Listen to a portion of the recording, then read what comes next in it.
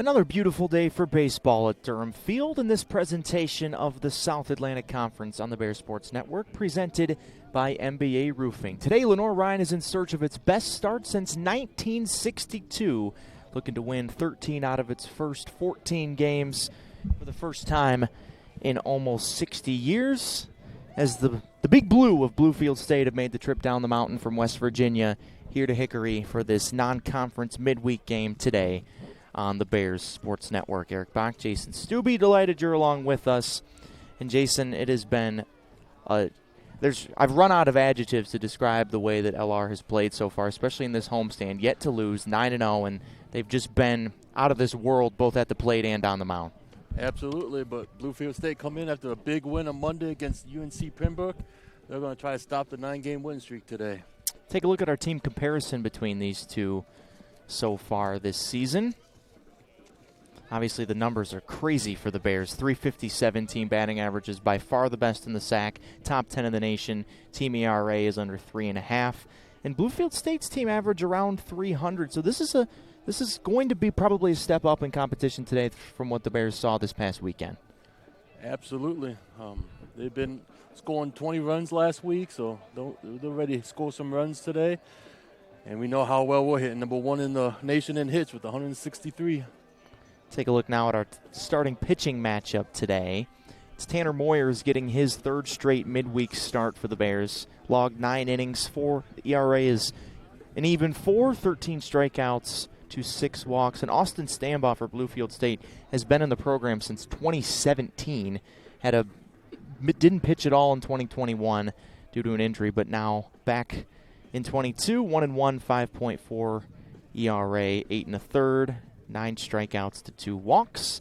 Now let's take a look at our position player head-to-head. And because the Bluefield State stats are a little bit convoluted right now, but it's Perino and Kuda, because these are the two dudes that have just been tearing the cover off the baseball the very most. Kuda, number 1 in the nation in home runs with 7. Perino, number 1 in the nation in RBIs with 22. Take a short break as we've got the national anthem right now here on the Bear Sports Network.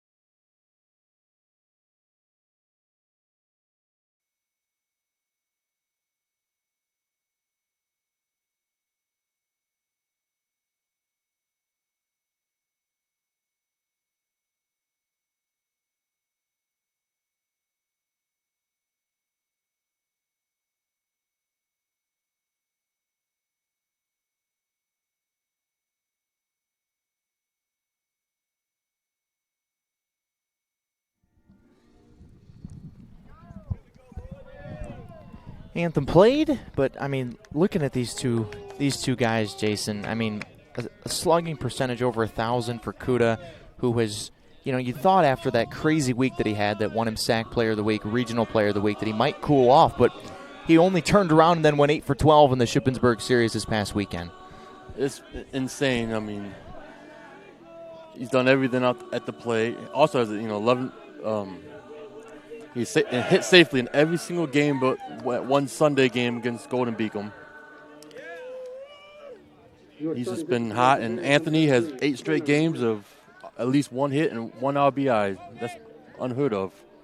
22 RBIs, as I mentioned before the break, for Perino, number 1 in the nation. 7 home runs for Kuda, number 1 in the nation. As we take a look now at the Bluefield State starting lineup, that will be facing Tanner Moyers, Cole Cody, the catcher leading off. That's not something you see too often, a catcher in the leadoff spot for Bluefield State. But Garrett Haladalik, Jordan Varela Payne, Jared Simpson, C.J. Cooper, Ty Sizemore, J.R. McCree, who, according to the stats, has come into this game with the highest batting average on the Bluefield State team. Braden Merrick and Alfredo Carrion round out the starting 9 for the Big Blue. This is the 16th all-time meeting between these two. LR leads at 13-2, but this is the first time they've played since 2008. Played a bunch in the first decade of the 2000s, but not in over 10 years. It's been 12 years since the last meeting between these two. This is the first of two midweeks this year. LR will travel up the mountain to Bluefield in early April for another midweek. But Jason, just feels like these Bears just keep needing to keep playing to keep this hot streak going. You don't want to have too many breaks when you're going at the rate the Bears are right now. No, they're enjoying the home life. They got 4 more this week before they take a midweek trip to Georgia College next week for a big regional matchup. So they want to keep the bats hot and see if these pitchers keep striking out and get ready to rock for conference play in about 10 days. Yeah, this is game 10 of a 13-game homestand here in February that's broken up by that midweek game at Georgia College, as you mentioned. So Moyer's third straight start in these midweek games. And Tanner was a weekend starter last year when the SAC played the 4-game series. But he pitched in relief against Emmanuel in the opening series a couple weekends ago, and then 3 2/3 against Barton. 4 innings, 3 hits, didn't give up a run. Did have 3 walks last week against Limestone in a game that the Bears definitely pulled away late. So Moyers has turned into the midweek guy and certainly can be used out of the bullpen on the weekend if needed. So they don't want to strain him too hard in the midweek because they still think that there is a place for him in the bullpen on the weekend. But Cole Cody, the catcher, digs in, and off we go. First swing, fouled straight back, 1 strike.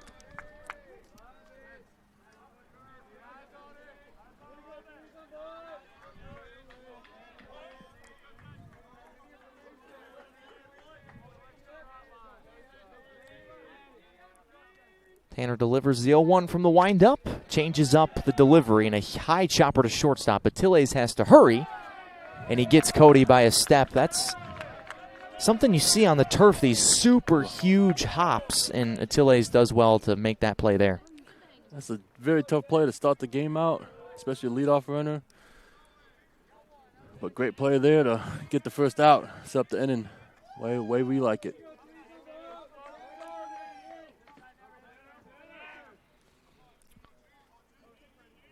So now Garrett Haladalik, shortstop for the Big Blue, watches a curveball for a strike. We'll take a look at our keys to the game after this batter, but that was one of the keys to the game that Adam Skinecki, the assistant coach, gave about throwing off speeds for strikes. He's 2 for 2 in this at-bat, and the count is 0-2.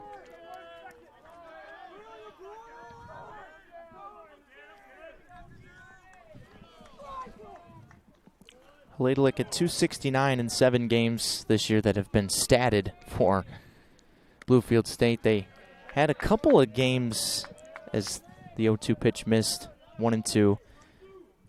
There's a couple random games that don't have the stats in. But as you mentioned, Jason, got a big win against UNC Pembroke on Monday up at Bluefield. Yeah, they're looking for their second straight as Haladalik sent down with a fastball at the top of the zone from Moyers, and 2 up and 2 down here in the top of the first. Yeah, walk-off win on Monday. They hope that momentum carries them on to this one. That'll be back-to-back big wins for them against 2 really good regional teams. Alfredo Carrion, the game-winning RBI single. He's batting 9th today. Batting 3rd is Jordan Valera Payne, and he watches a breaking ball miss down and away for ball 1. Big day on the Bears Sports Network. Obviously, we've got this one here at 3 p.m., but LR basketball hosts its last home games of the season against Queens, with the women tipping off at 5:30 and the men after that. So I'll be making my way over to Schuford Gym for the men's game. LR tries to solidify its spot in the SAC conference tournament. And the 2-0 to Valera Payne. Downstairs, 3-0.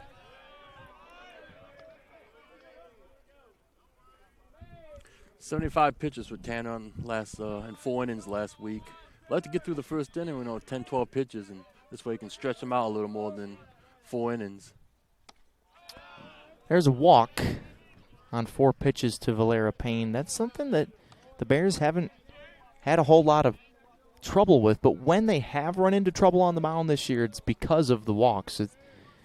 Usually it's a couple of walks and then a hit that has kind of caused the problems defensively in pitching for LR. Yeah, 2 outs, nobody on. You walk the lead off the inning, and a walk with 2 outs and nobody on. Always usually cause for trouble. So now Jared Simpson, DH.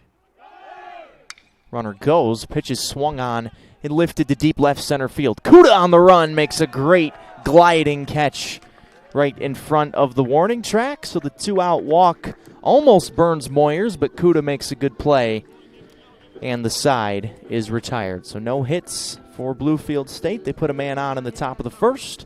Bears coming up in the bottom of the first when you come back.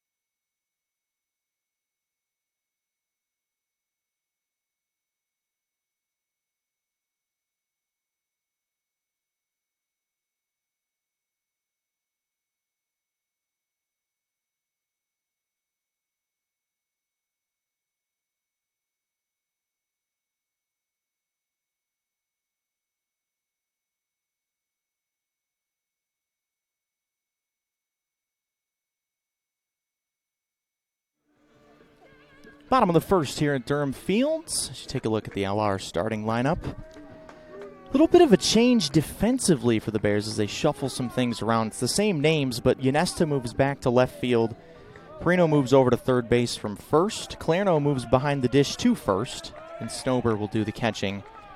For the Bears, as Wade Kuda digs in, he's been all over first pitches this year. He watches this first pitch drop in for a called strike.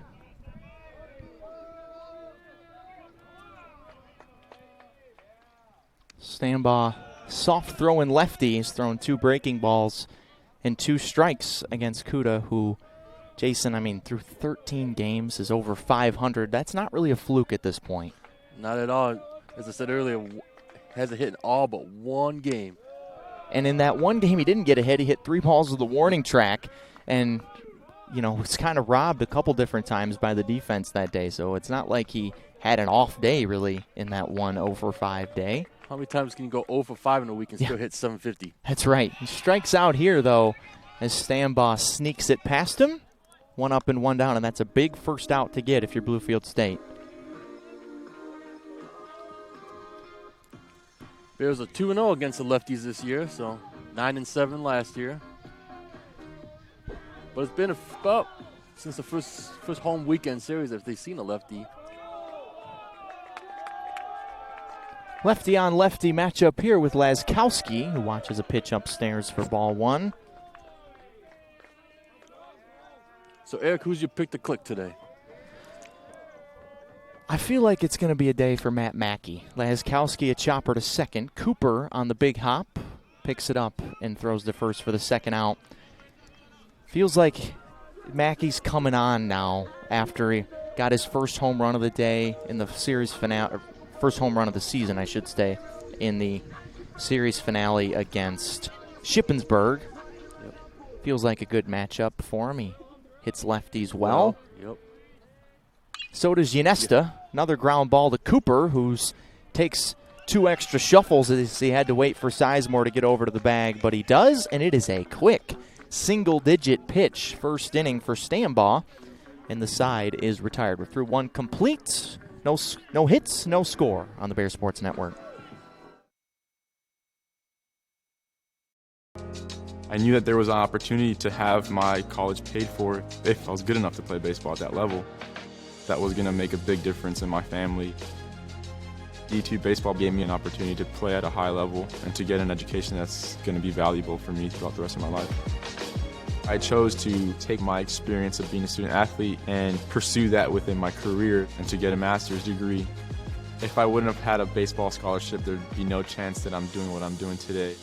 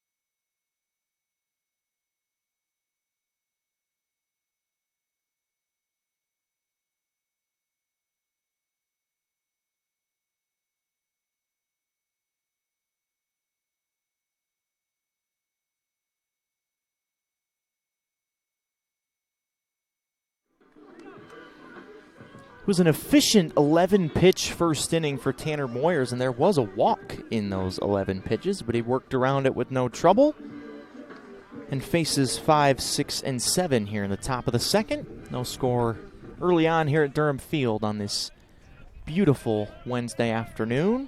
Going to reach 70 degrees by the time we get rolling here today. Sun shining. Few broken clouds here and there. But C.J. Cooper, who was busy in the field in the bottom of the first inning, leads things off here in the top of the second and takes a fastball low and away for ball 1.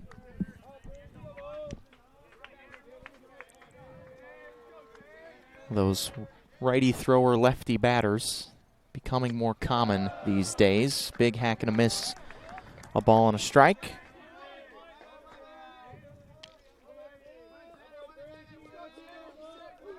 Bluefield trying to build some momentum after they walked off UNC Pembroke on Monday. Cooper trying to bunt for a hit there and fouled it off. I think the ball went off of Stober's mask on the bounce. It's a ball and 2 strikes.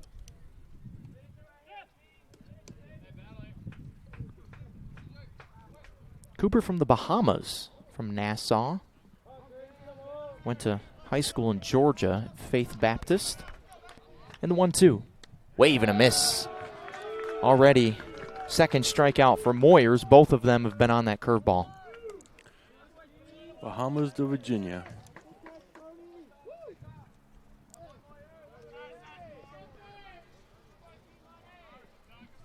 So now Ty Sizemore. He tied the game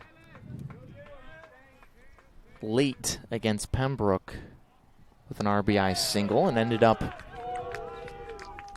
obviously leading to a win for Bluefield State. It was a 4-3 ball game.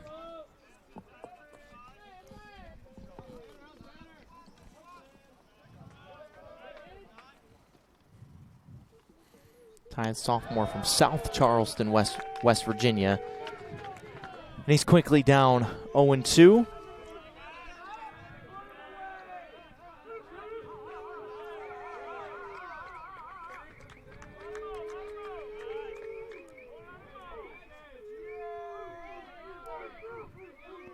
Can hear the Bear dugout. They've been hooting and hollering this entire homestand for good reason. 1-2.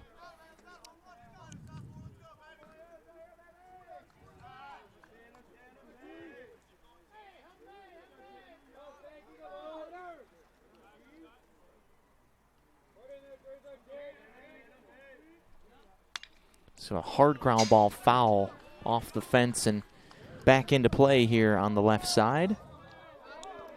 0-2, but Moyers had a lot of success, Jason, last year in that fourth starting role in SAC conference play, and definitely a real versatile guy that they can trust in a lot of different situations. Yeah, he got the big win against Wingate last year when he struck out 11 in 7 innings. Strikeout number 3 today for him, and the first 2 of this inning are set down. Sizemore waved and missed at the curveball.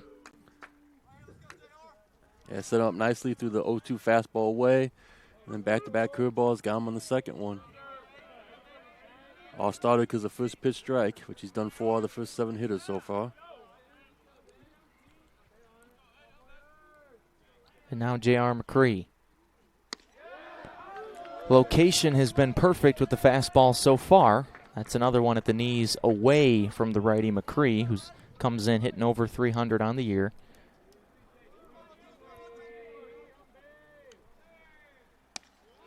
Slider stays up, a ball and a strike. Hey, 2 outs, nobody on. Let's see if we can close it this time. Yeah, he walked Valera Payne on 4 pitches in this situation in the first inning, but then got Simpson out on the first pitch. That was a huge swing from McCree. Bluefield State, in the games that have been statted, have only hit 2 home runs this year. Bears have hit 19 in 13 games. Moyer's looking to strike out the side, and he does. Stober blocks it. It's in front, and he's safe. So Stober did well to block it, but just couldn't find it. And so it's basically the same as a 2-out walk here with McCree getting on the drop third strike. Now he has a chance for a rare 4 strikeout inning.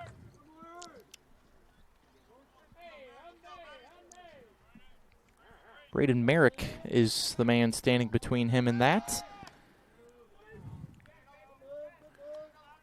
Merrick, a freshman from Wirtz, Virginia.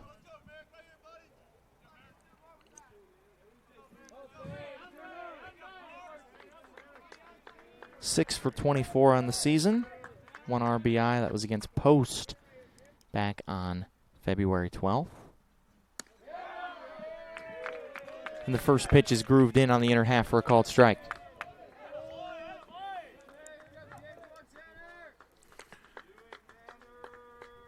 Hey, Bluefield started the running last time in this situation. Let's see what they do here. You're thinking a curveball might be a good pitch to run on. It's a defense for the Bears that has shuffled around a little bit. They do start the runner again. Breaking ball, called strike, throw, safe. Laskowski couldn't catch it, and now he's out as he crawled off the base. J.R. McCree on the slide got hurt and crawled right off the base and got tagged out. So it ends up being caught stealing there for McCree. I don't know if I've ever seen that before, Jason. I turned my head down to put the stolen base in the system, and now he's out. I hope he's okay, though. Looks like he's in a lot of pain down there. Goodness gracious. We saw a Shippensburg player get fairly seriously injured here last weekend, and that's just something you hate to see. So they'll check on J.R. McCree. We'll take a break and come back as Moyers ends up facing the minimum here in the second on the Bear Sports Network.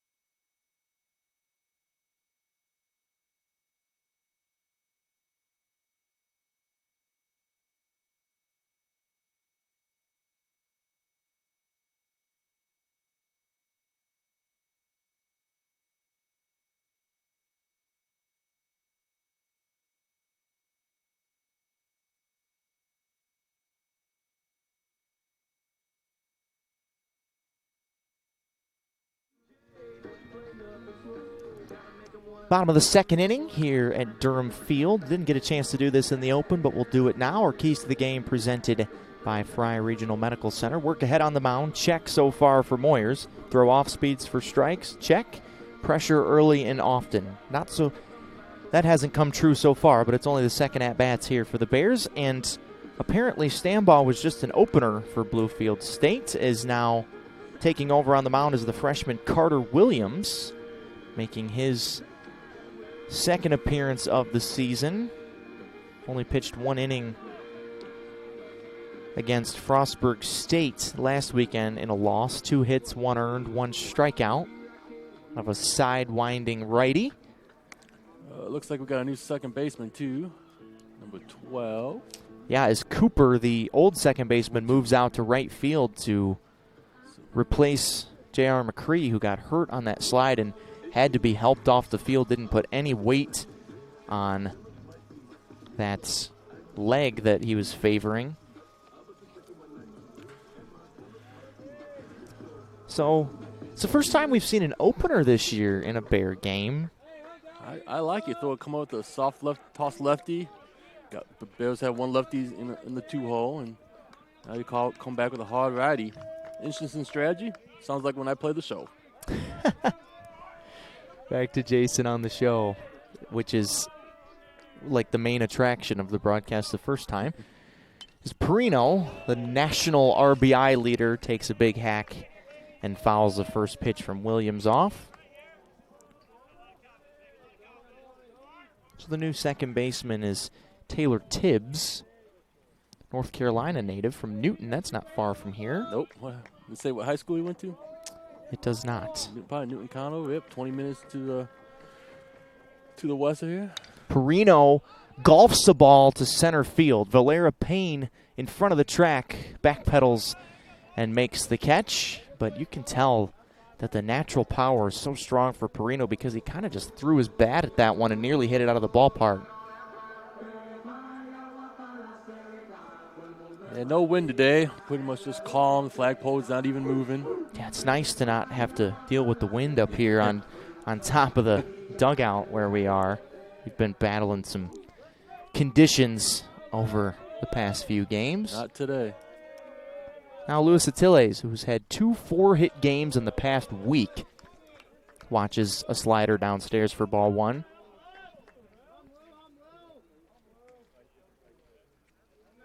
Atiles at 571.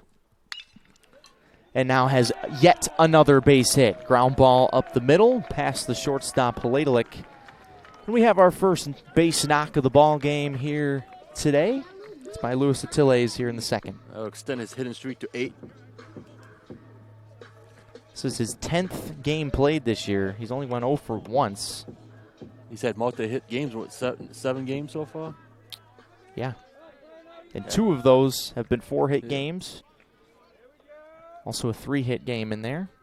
Now Nick Clarno, who gets his first start of the season at first base today, watches a fastball down and away for ball 1. 361 this year for Nick. Hit a grand slam just inside the right field foul pole in the Bears' last game, which they hit 6 home runs. Atiles caught leaning off of first base there and nearly picked off. Well, it should have been 7, but Ramirez is one off the scoreboard, stayed in here. Yeah, you're like saying that was a home run? Yes, it was out, yes. Okay. It was just a tough call, hit the bottom of the scoreboard, umpires didn't catch it. And that, you see the bottom white trim of the scoreboard there is similar to the white trim of the top of the fence, and the umpires ruled that it was off the fence. I could not tell from here. Yeah. But maybe personally, I was eagle eye Jason Stubbe here. And plus the outfielders just stood there. So yeah, the fact that the outfielders and the Bear bullpen, there was a lot of guys out there who had a better look at it than we did. Thought it, but Clarno takes a strike on the inside corner. 2 balls and a strike to Nick. Yeah, most top of the fences have a yellow color. We have a white, which right. looks sharp. It does, and it matches kind of the aesthetic of the stadium for sure. Atiles dives back in again. Yet to steal a base this year. Yet to try to steal a base. has executed a couple of hit and runs really well at the plate, but hasn't done it so far on the base pass. Clairno taps a ball foul right at home plate, 2-2. It was a 2-homer day for Nick, 6 RBIs, which was a career high. A mound visit on a 2-2 pitch. You don't see that too often. Interesting, especially this early in the game. I thought he was going to call for the outfielders too. Drew Bailey, the head coach for Bluefield State, calls it. Yeah. In his first year.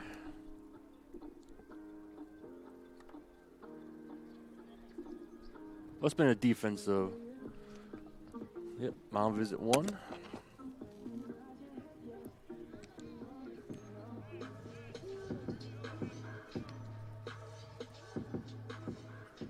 Jason's also here doing the stats as well.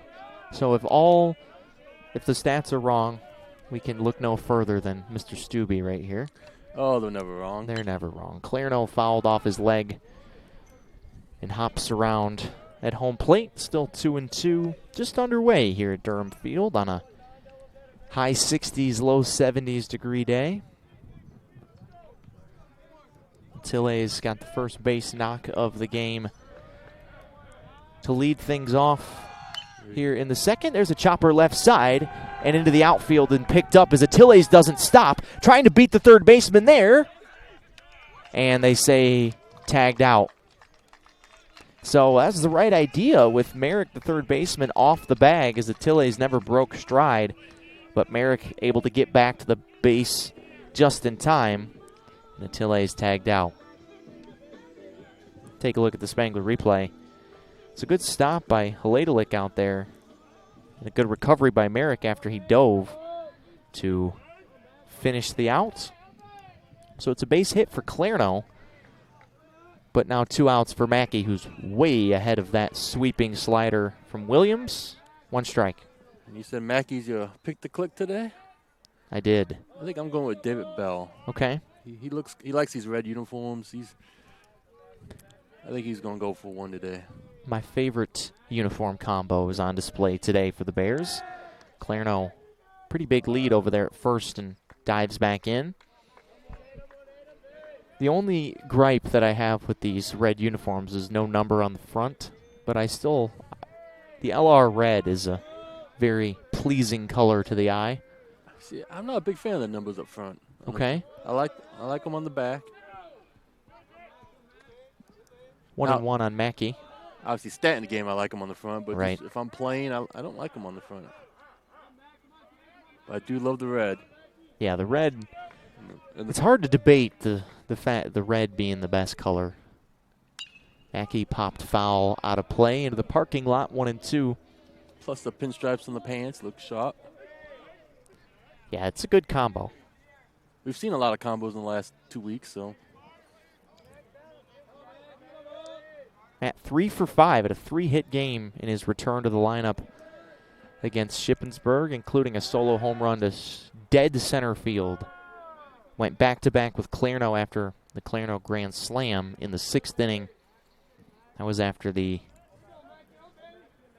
nearly benches clearing skirmish that we had here. It didn't end up turning into anything. Mackey goes around, strikes out. Side is retired. But the Bears get 2 hits in the inning, but a base running mistake shortens the Bear effort here in the second. We're through 2, no score from Durham Field. NCAA Division II Community Engagement is an initiative at all 25 national championships because student-athletes want to give back while competing for a national title. Over the course of the year, Division II student-athletes have an opportunity to leave a lasting impression in local communities throughout the country. Whether Division II student-athletes are volunteering at hospitals, schools, after-school care programs, foster homes, or retirement villages, they make a difference in the lives of others. In Division II, we rise to the opportunity and make community engagement ours.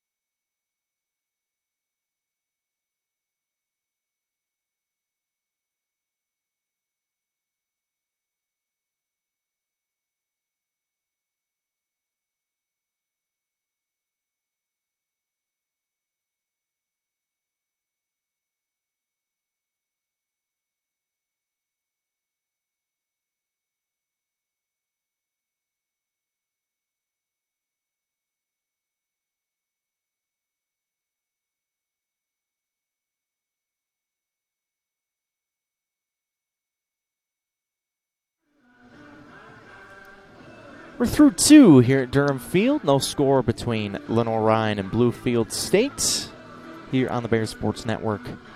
Presented by MBA Roofing. Eric Bach, Jason Stubbe. Delighted you're spending part of your Wednesday afternoon with us. Bears got a pair of hits last half inning, but base running mistake shortened the inning. And now Tanner Moyer's back to work against 8-9-1. And Braden Merrick, the 8-hitter, swings and misses at that swooping slider there from Mr. Moyers. 1 strike.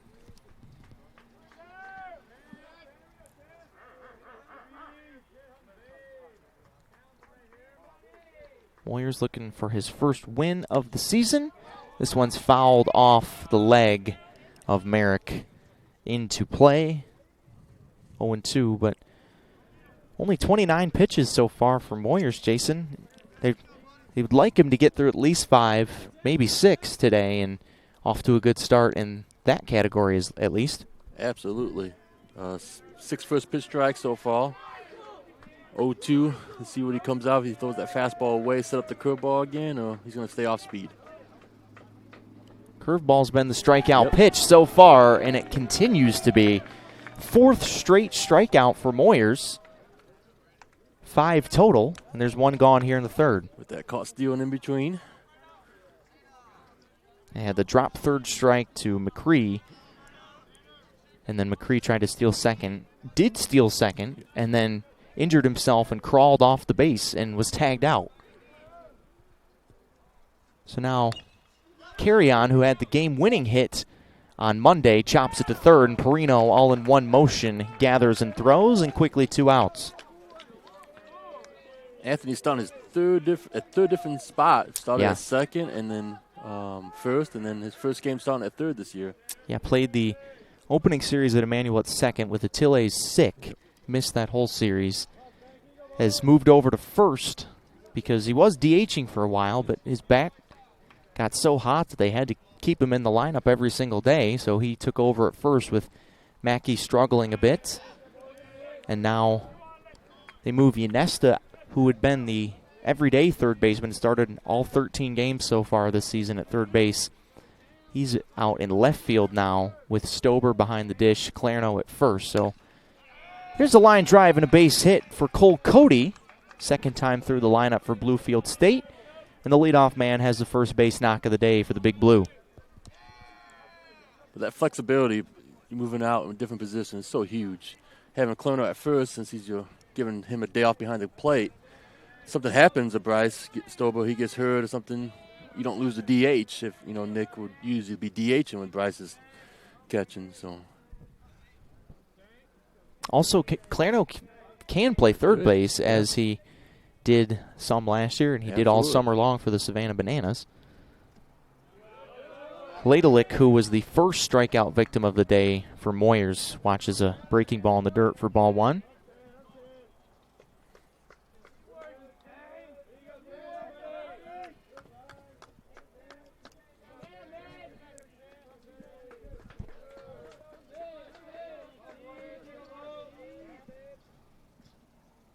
So Bluefield State's had a base runner in each of the first 3 innings against Moyers, but none of them have even reached 2nd base.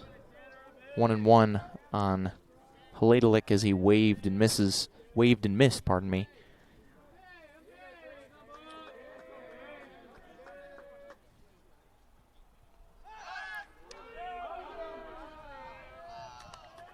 Let's move back to 1st. 3 more at home this weekend for LR against Georgia's Southwestern of the Peach Belt. First night game of the season on Friday night, 6 p.m. first pitch. Way late on that one was Ladelick, and he beat it in right off of home plate and foul. 1-2 on Garrett. Friday night baseball. Can't beat it. 75 degrees to Friday. Gonna be beautiful. Haven't had too many night games here with the new turf. This is year 2 of the turf here at Durham Fields.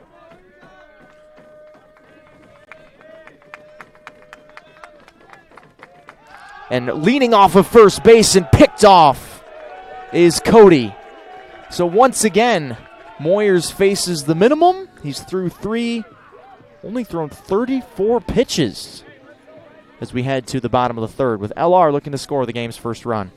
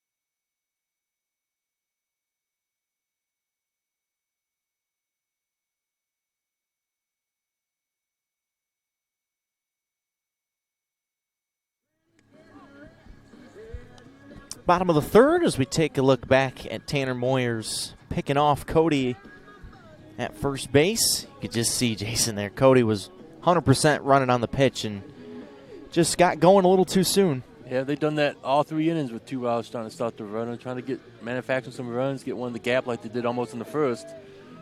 Yeah, it worked out nearly, if not for Wade Kuda making a really nice running play out in left center field. Bears got 2 hits in the second, but couldn't score. 8, 9, and 1 coming up here in the bottom of the third. Bell, Stober, Kuda. David Bell, who wears number 28 in these red uniforms, normally number 1 in all of the rest of the combos. 28 today, beats the first pitch into the ground foul for the first strike. Just wondering what happened. Did they lose number 1 uniform? Yeah, I didn't order one. Yeah. When these new ones are coming. Last Swooping year, slider way ahead of it, 0-2. Last year we were number 5 in the Reds, but obviously you can't this year. So. Tilles has that number nailed down.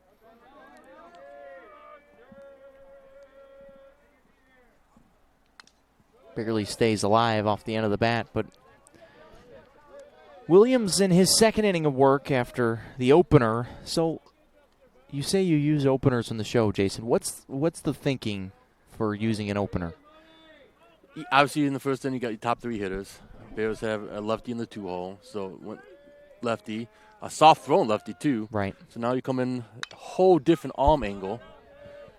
As you see in Bears score, 25 runs in the 4th inning. So usually they make the adjustment in the second time around. That's right. So now you extend the game.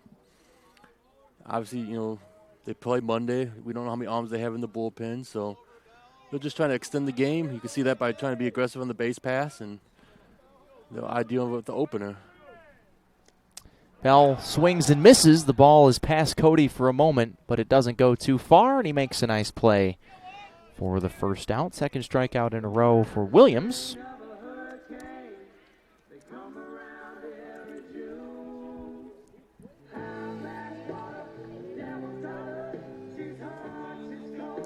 So now Stober, Hickory native, catching today, where he did the lion's share of catching last year for the Bears. And hits this one off the handle right at Merrick at third base. 2 hops, throws a little high, but snagged over there at first by Sizemore. 2 down. But you said it, Jason. LR has outscored their opponents 25-8 in the 4th inning, 22-1 in the 6th inning this year. So that second, maybe even third time through the lineup is when the Bears are most dangerous. I mean, we've seen more often than not the first time through the lineup, LR has really kind of struggled this year. Absolutely, especially on these midweek games, getting out to a fast start. But now, here's the second time, and Kuda watches. Looked like maybe a change-up there from Williams. Miss down and away for ball one. well, this is Kuda's first time facing Williams. Right.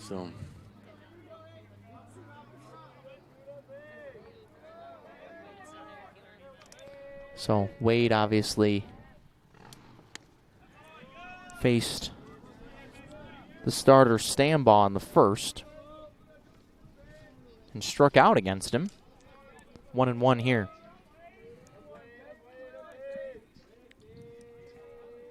Moves up in the box. These two pitchers have both been very soft throwing for Bluefield State. 2-1. It's not quite sidearm, but it's like in between sidearm and three-quarter release. Kuda ahead of that one again. Downstairs, 2-2. He's got to be tough against righties. Talking about Carter Williams? Yes. Yeah, it's hard to see that ball.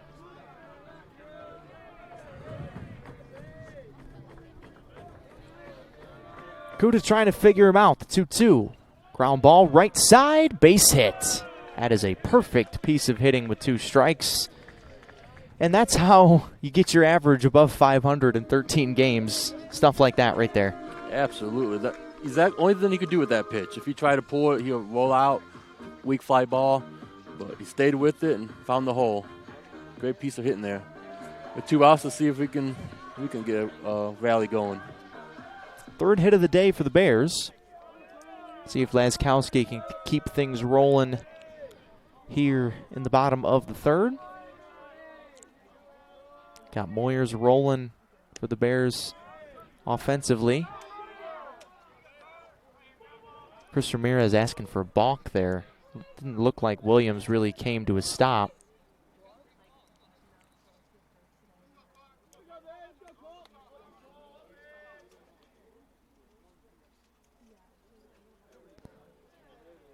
He does here and misses 2-0. All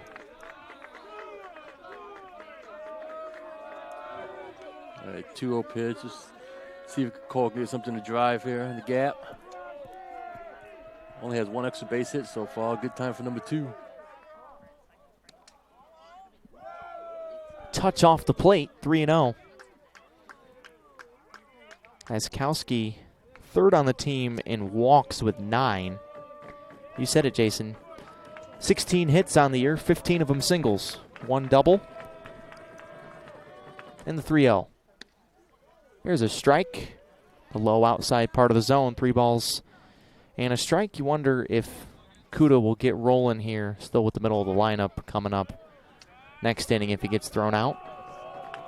I like it here. You know you're probably getting a fastball. He doesn't have a big enough lead, though. Laskowski goes the other way to left. Carry on back at the wall, and he reaches up and makes the catch on the warning track in left field to retire the side. So a couple of good 2-out swings there for Kuda and Laskowski, but another 0 put up by Big Blue pitching. We're a third of the way done. Still looking for our first run here at Durham Field on the Bear Sports Network. Being a champion takes more than talent, more than the perfect pass, more than using your head. Being a champion takes the spirit to always push harder, the ability to overcome any hurdle, and the fire to be the best. Welcome to Division II, where the pursuit is yours to create. And the question isn't, can you do it? It's, will you?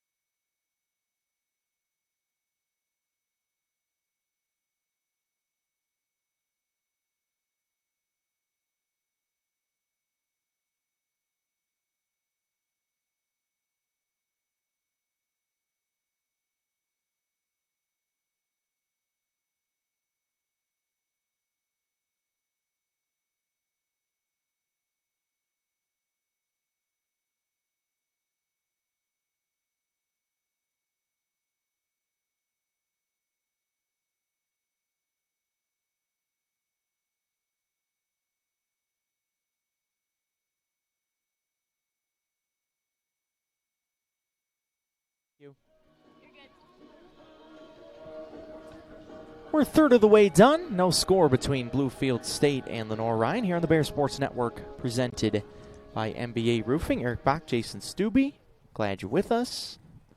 By the way, the newly ranked Lenoir-Rhyne Bears came in at number 24 this week, and Jason, that seems pretty well earned. Absolutely. It's a swing on the first pitch from Haladalik to right field, floats it over towards the line. And David Bell drifts over and grabs it. 1 pitch and 1 out. 39 pitches for Moyers now through 3 1/3. Getting back to being ranked, be the first time since like 2017 they were for 1 week. So it's got to feel good for Coach Ramirez and his staff that early in the year getting some respect in the polls. Bears are one of 3 SAC teams ranked this week with Wingate number 1 and Newberry number 14. Good start for the Wolves of Newberry this year. Obviously, Wingate, the reigning national champions, was on everyone's radar coming into this season. But those are the 2 teams, oddly enough, that the Bears miss in SAC conference play. And the second pitch of the inning is popped up to center field. Kuda coming in, grabs it, 2 pitches, 2 outs. A rare 3-pitch inning. Have you seen a 3-pitch inning before? Only on the show. Actually, I did it 1 year in college, 1 year. You pitched a 3-pitch inning? 3-pitch inning, yep. Yep, steak dinner is what was for a pitcher that back in the day, 20-some years ago, that when you got a 3-pitch inning. So if you're Simpson here, you got to be taken, right? If he's smart, he's taken. Wasn't taken. He was missing. Strike 1. As a hitter, you got to know that. 2 pitches, especially off speed pitch.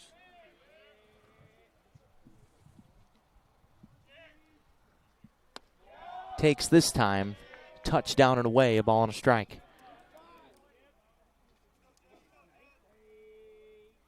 Simpson was the one that drove Kuda back to the track in deep left center field. So put a really good swing on it the first time. Another wave and a miss. That looked like a changeup there from Moyers. Took something off down and away from the big lefty Simpson. 1-2.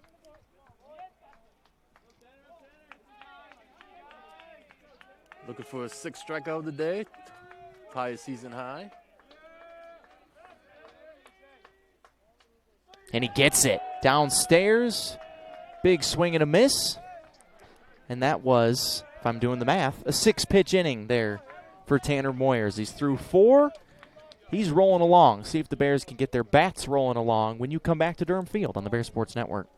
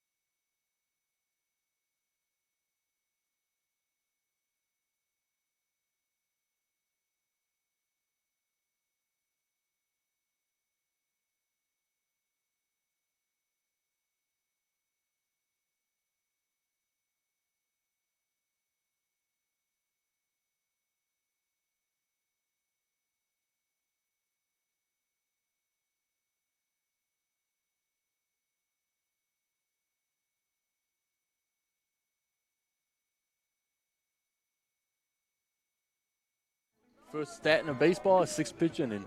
If that happens all the time, you're staying on there. That's right. Yeah, I was.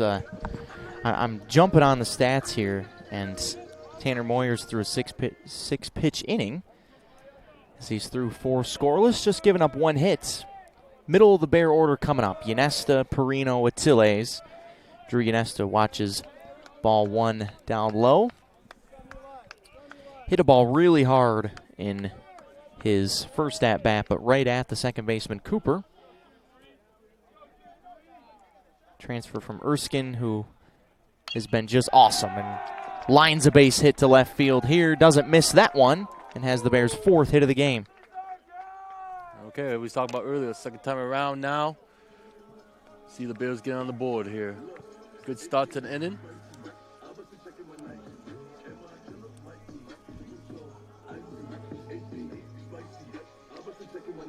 So Ynesta's 22nd hit of the season, came in hitting .420.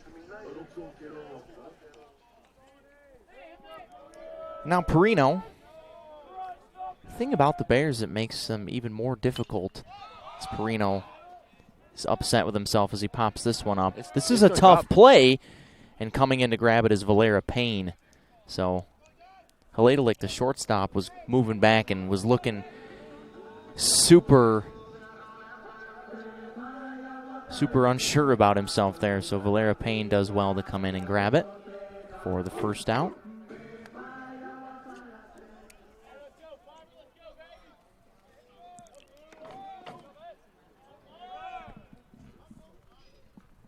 So Atiles, who singled, got the first hit of the game back in the second inning, but then was thrown out at third base, trying to extend an infield single by Clarno as Ynesta's leaning off of first base there and barely gets back in safely.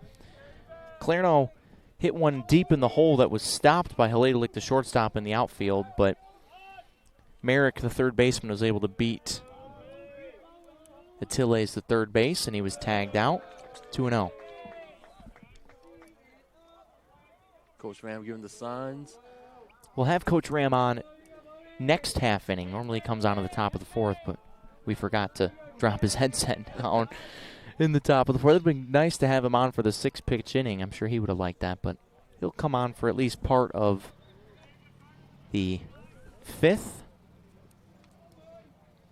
Always grateful for his time during the games.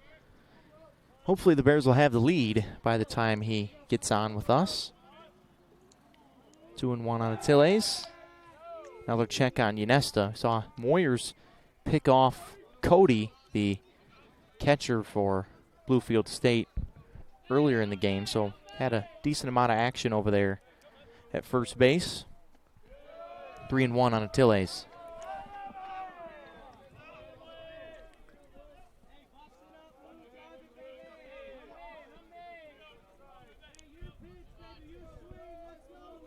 Good time for a hit and run here. That right side is a bit huge gap. It is. Well, it's just a steal, but it's ball 4, and Ynesta will beat his second safely. So Atiles has been on in both of his at-bats so far. Both of his plate appearances so far, I should say. Now Nick Clarno, who's 1 for 1, trying to move the runners around here.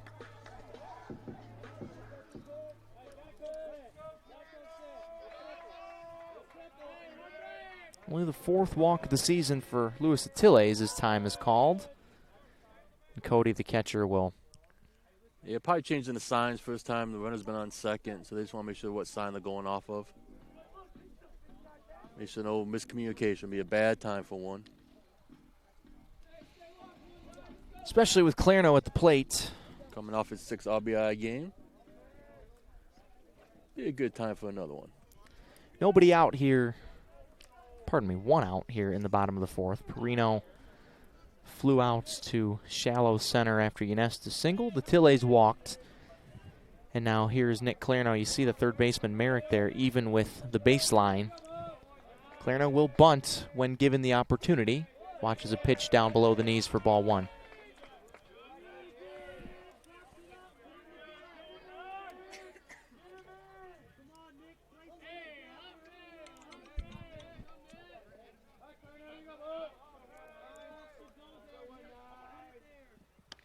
That was a floating fastball there at the top of the zone that Clarno watched go by. I wonder how many pitches per bat that Clarno sees. He sees so many pitches. Yep. I wish we had that stat. I love that stat. He's very selective. 11 walks already. Which leads the team. Yep. He's not afraid to hit with 2 strikes at all. You'd think that given his personality that he'd be all over attacking pitches. You know, he's such a huge personality, but he is so patient at the plate, which is the mark of a really good player. And he gets his pitch there, crushes it to center field, but Valera-Payne comes on and makes a really nice catch. If that's in the gap, things rolling forever, but it was right at Valera-Payne who made a nice play. 2 outs, and now up to Matt Mackey to get the game's first run in. All right, here comes you pick the click, coming up with a big hit right here.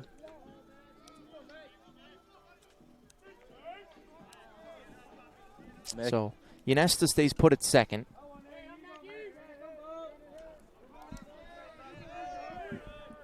Carrion plays a deep left field. Sure does. Which obviously helped him last inning off the bat of Cole, but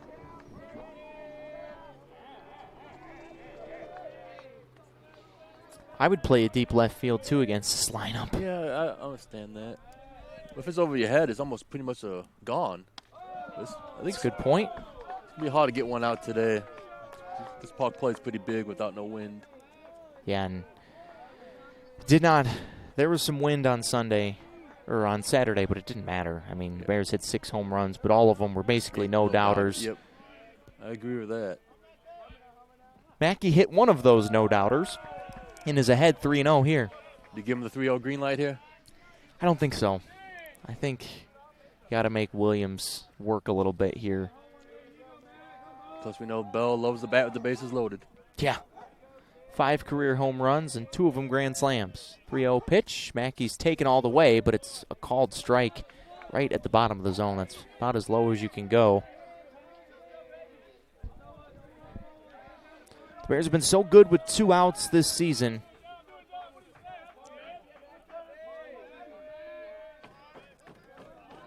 Well over half of LR's runs this season have come with 2 outs. 3-1 pitch. Hack and a miss. Mackey went big on the 3-1 swing. We'll have to shorten up here on a full count. That's good, though. Runners be getting in motion here, so even a single, we can score 2 here. Mackey way up in the box. Left foot on the front edge of it. Here the runners go. Swing and a miss. Mackey can't find it, and after falling behind 3-0, Williams bounces back with the strikeout. So the Bears leave 2 men on base, and we're through 4. Still looking for our first run here today on the Bear Sports Network.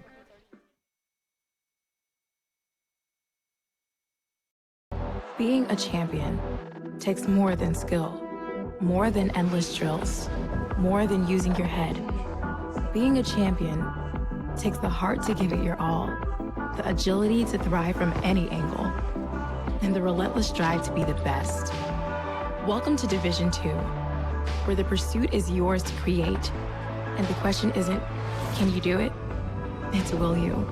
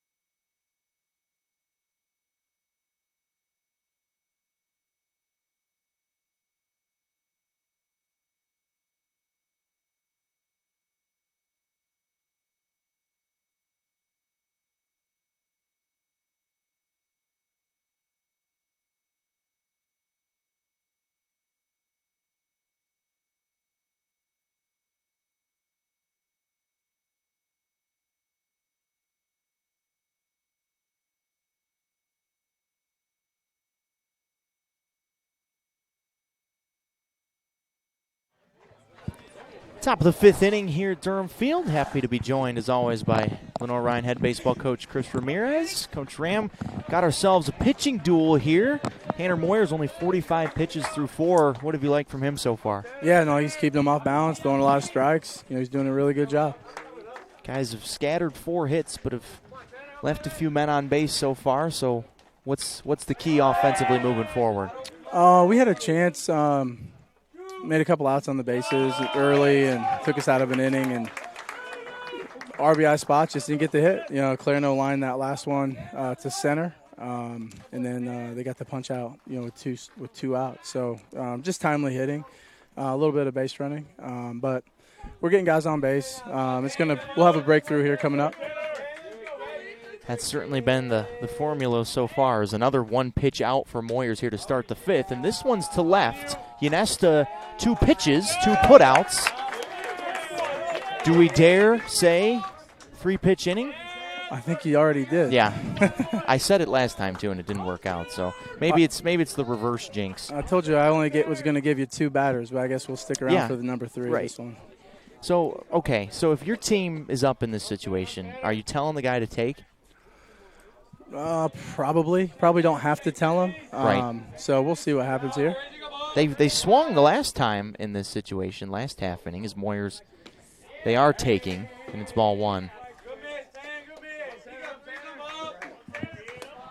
Yeah, they've been aggressive. They've been getting in there ready to hit, swinging the bat. So, they're an aggressive team. They had a big win on Monday. So, they're coming out ready to hit. Swing and a miss, a ball and a strike. So, had some little bit of position shuffling around. Is that just experimentation today for you?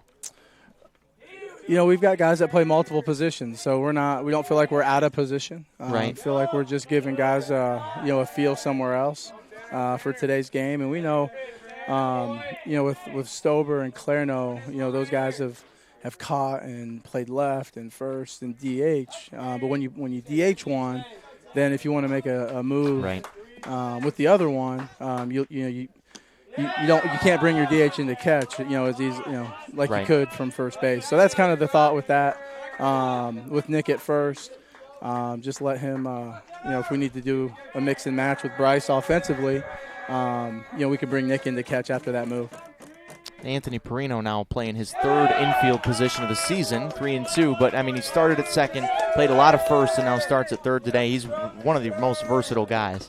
Yeah, he really has turned out to be. He played mostly third all fall. Right. Very few second base, and even less at first. Moyers. That's a quick one. It is. Thanks, Coach. All right, guys. Appreciate your time. Head coach Chris Ramirez as Tanner Moyers is spinning a gem so far. Scoreless through 5 as we head to the bottom of the 5th on the Bears Sports Network.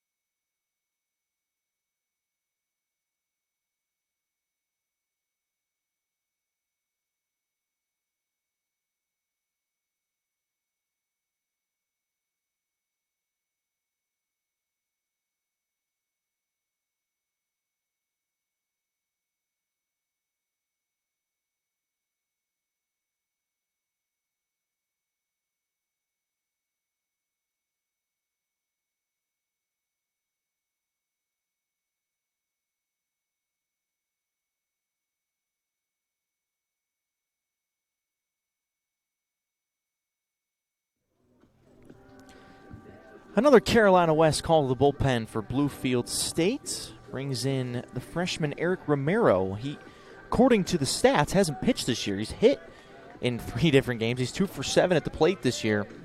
Could have easily pitched in one of those games that we don't have stats for, but Bluefield State, Jason, has been effective changing looks today on the mound. They've held this potent LR offense down to just 4 hits and no runs here through 4.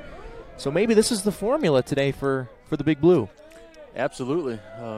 Speeds, on angles, and this one looks like a little breaking ball. Keeps the ball behind his head really long.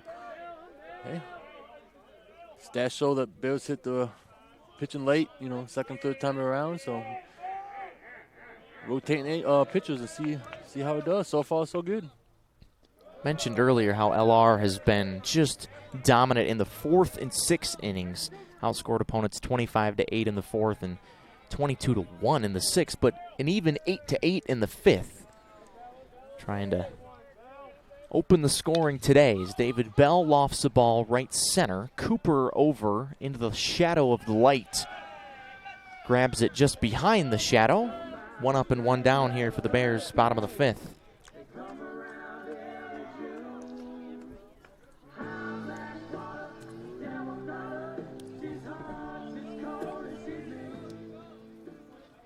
Well, that brings up Stober, who hit a ball off the handle last time to Merrick, the third baseman. Squares to bunt and pops it right back to Romero. A little bit too easy there. Missed his spot just barely and is retired. Yeah, he's trying to push that past the pitcher. If he gets that past the pitcher with his speed, he's on first, but didn't get enough push on it and makes it an easy out.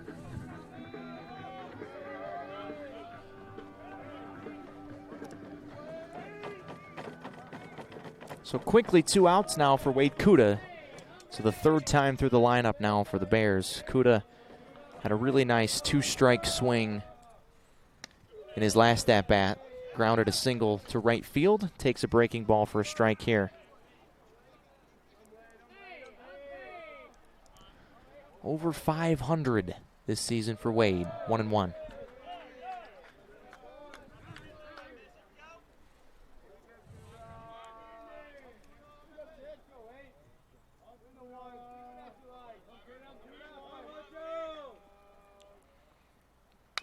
Grounds this one left side. Way back is Merrick. Shuffles, guns, and barely got him. Kuda thought he was safe. Takes a run down the right field line. And another 1-2-3 inning for Bluefield State pitching. We are cruising along through 5. No score here on the Bear Sports Network.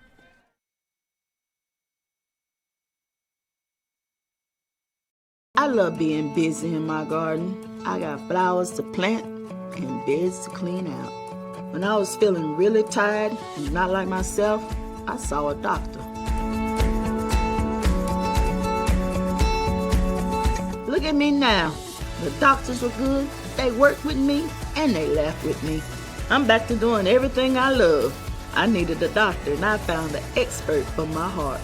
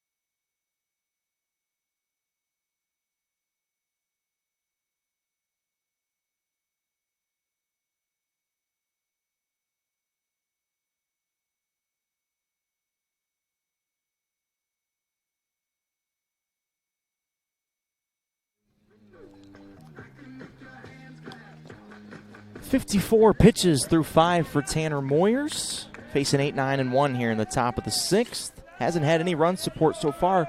And Jason, I was thinking about this between innings. How maybe this is good for the Bears. You know, they've been putting double-digit, just massive numbers up. They need a game like this. Absolutely you do. You want the tight game, come back to, kind of like the Barton game. We came back at them, but Yeah. we losing early, but they tied it up late. Right. And we responded in the bottom of the ninth. But these tight games are good when you're playing in these regionals. You got, Georgia College coming up. You got North Greenville. We got Carson Newman, Tuslum. You got great teams coming up. Latille's smooth as silk. Plays it off the big hop. So you're going to be playing these games pretty soon. See how we respond. Who's going to get the big hit? Who's going to make the big pitch here? LR has left 4 men on base through 5, so there's been some traffic. They have 4 hits in the game, a couple of walks too. This Carry On, the left fielder who had the walk-off hit on Monday in the big win for Bluefield against Pembroke, takes the ball downstairs from Moyers. This is a big out here, going to the top of the order for the third time for Bluefield State. So it'd be nice to go out the top of the order with 2 outs, nobody on. Strike at the knees. The breaking ball command has been superb today for Moyers.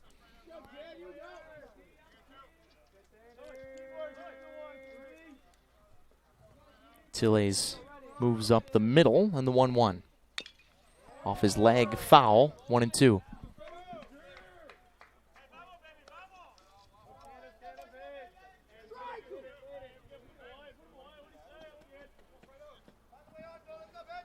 This is by far the longest outing of the season for Moyers. Hasn't lasted longer than 4 innings in each of his first 2 starts.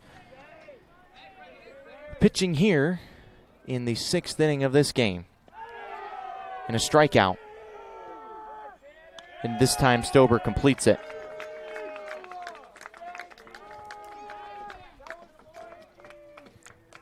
Strikeout number 8 for Tanner.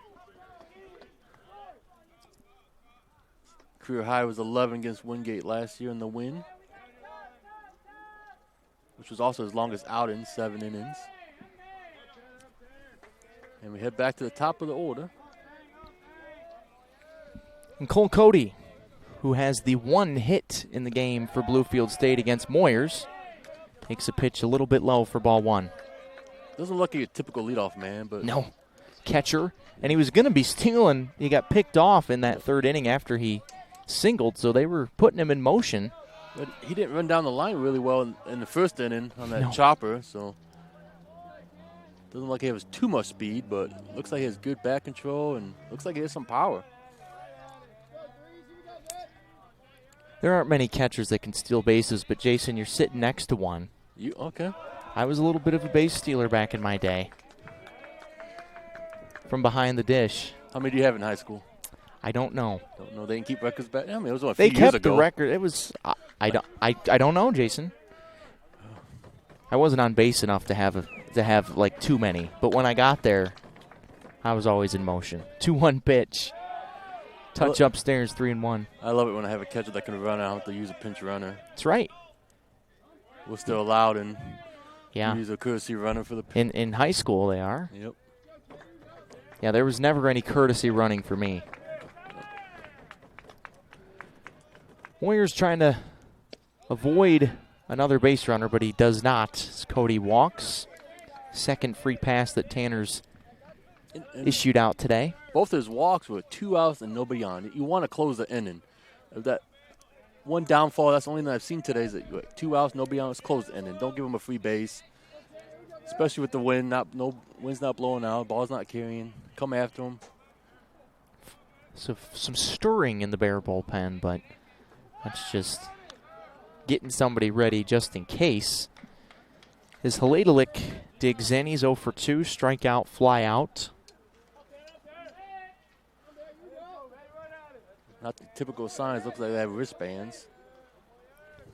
Not a big fan of that. Feels like wristbands should just be in football. I use them for my travel softball leagues, and I like them. Number calling. Just feels like it's a little easier to pick up on them, if you're the opposing team. But I'm not typical when I'm coaching baseball, typical go through all these signs. You put a sign on, usually they know something's on.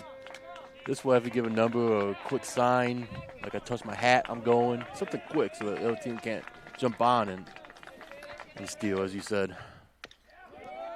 fouled off at the plate by Haladalik, 0-2. All right, 0-2, 3 times already in the first 3 innings. They started a runner with 2 outs. 0-2 is a great pitch to run. Worst case scenario, he leads off the inning in the 2-hole. This is what we call a fastball away, just in case. Double away. Yeah, you don't want to put the off speed on here. Yep. Save it for 1-2. Runner stays put, and they put the off speed on, and it's another strikeout for Tanner Moyers. He's got 9 through 6 shutout innings, and the pitch count is in great shape, right around 70. Bears trying to break through. They often do in the 6th. See if they can do here when you come back.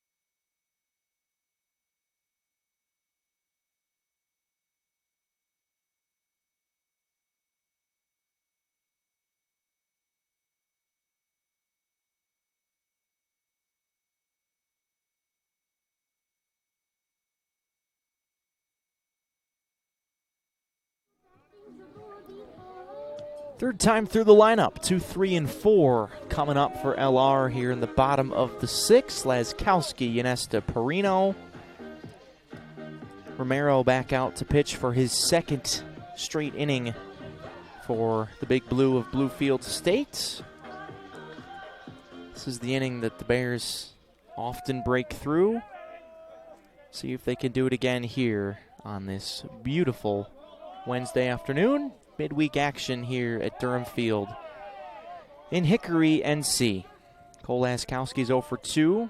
Drove carry on the left fielder back to the wall in his last at-bat.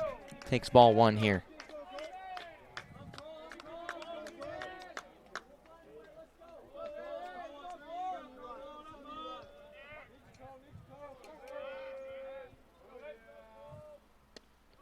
There's a strike hummed in on the outside corner, 1-1. Romero, as far as we can tell, his first pitching appearance of the season, 2 for 7 at the plate. Obviously, the stats are a bit incomplete for Bluefield State, so there's a chance he's pitched already.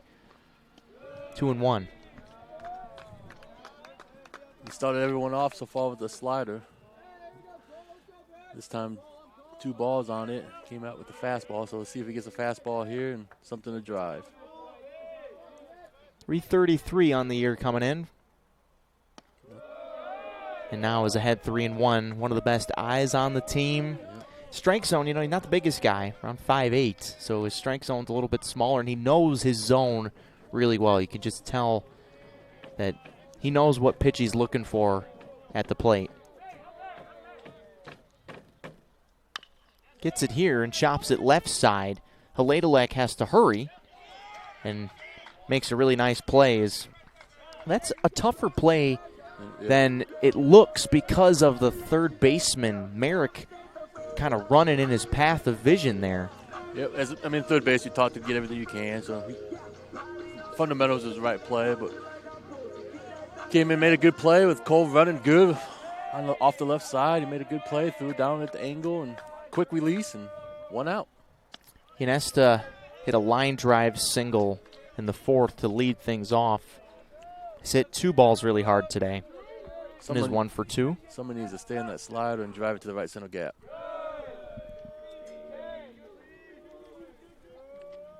One and one on Drew. From North Charleston, South Carolina. Transferred from Erskine. Making his first start of the season today in left field. Started the first 13 at third base. Grounds 1-2, third base here. Merrick, shuffle, 2 outs.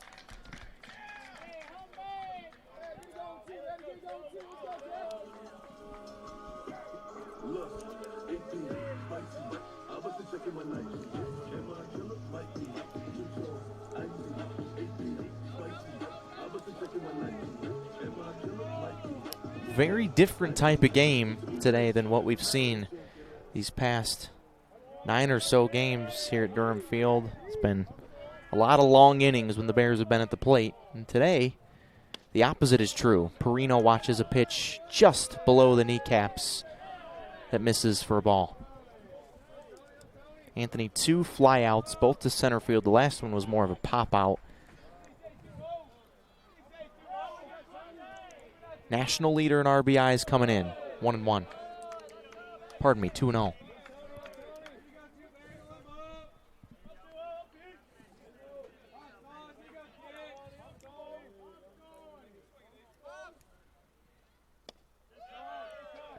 Swing and a miss. You know that Reno's got that just big power swing. A lot of times when there's not 2 strikes, it's a pretty long, sweeping swing. Breaking ball in the corner, 2-2. He did not like that call. No, he did not. And certainly not afraid to express his displeasure with calls if he has some. It's the Long Island in him.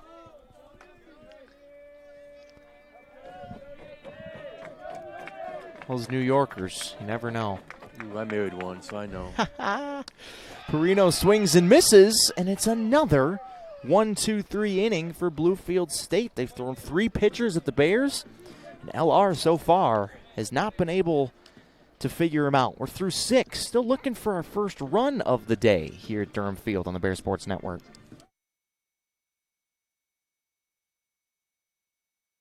Hickory's Hometown Jeweler celebrates our hometown teams, college sweethearts. These couples met and fell in love in Hickory and have been together ever since. For the past 38 years, we've helped our clients celebrate a lot of milestones, and stories like these are some of our favorites. Bring your love back to where it all began.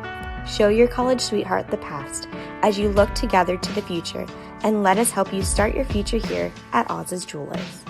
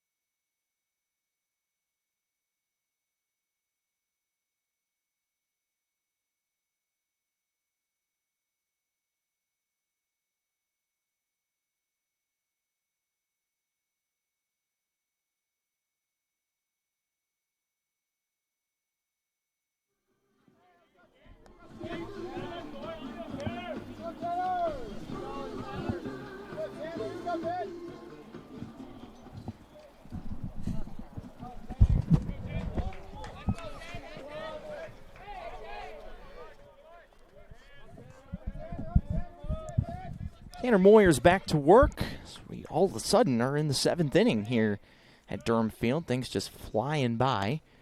3, 4, and 5 due up here for the Big Blue of Bluefield State. Valera, Payne, Simpson, and Cooper here in the top of the 7th. Moyer's only given up 1 hit so far. That was back in the third inning. He's retired 9 in a row.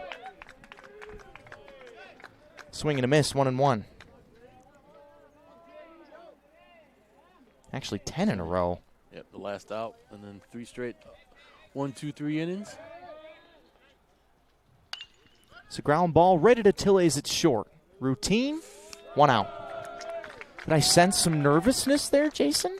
Looked like a little low down off the release, but Clarendon did a great job handling it. But that's something night and day from last year. Defense. This team is playing really well behind Tanner and the rest of the Bears pitching staff, and that's huge. In games like this, you need the defense. Fielding percentage at .966 as a team coming in. That's going to win you a lot of games. And when the Bears have made errors, they haven't been super costly times. No. Yeah, aggressive, throwing, a couple throwing errors, but fielding the ball it's been impressive. I don't think the outfield's I think Kuda's made 1 error. The outfield's only made 1 error all year. Simpson at the plate has by far the best swing of the day for Bluefield State. That was all the way back in the first inning when drove Kuda back to the left center field wall, but Wade made a great angle. Yep, made a great play to end the inning. This one's flared down the left field line in trouble and down for a base hit. Inesta gets to it. Simpson stops at first, and it's the second hit of the day. Yeah, just sliced it down the line and landed about 2 feet next in fair territory, and first hit since the third. Yeah, see, they don't do typical signs. They're just calling numbers out. So you're not a big fan of that, you said. Point in favor for Mr. Stubbe here because, I don't know, it just feels like signs are more difficult to decipher as the opposing team. You wonder if a bunt's on here, even with 1 out. It's not. Cooper's taken all the way downstairs for a ball.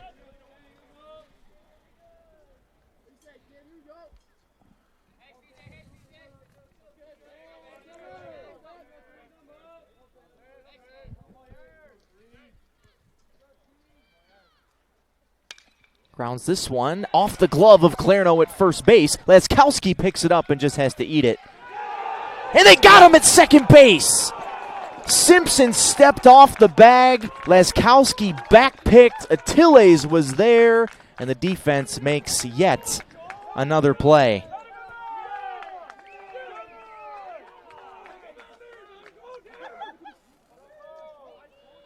So Cooper gets a single, infield single. And now Coach Bailey's coming out. Don't know what he's asking. Guess if he was on the base or not, but no, because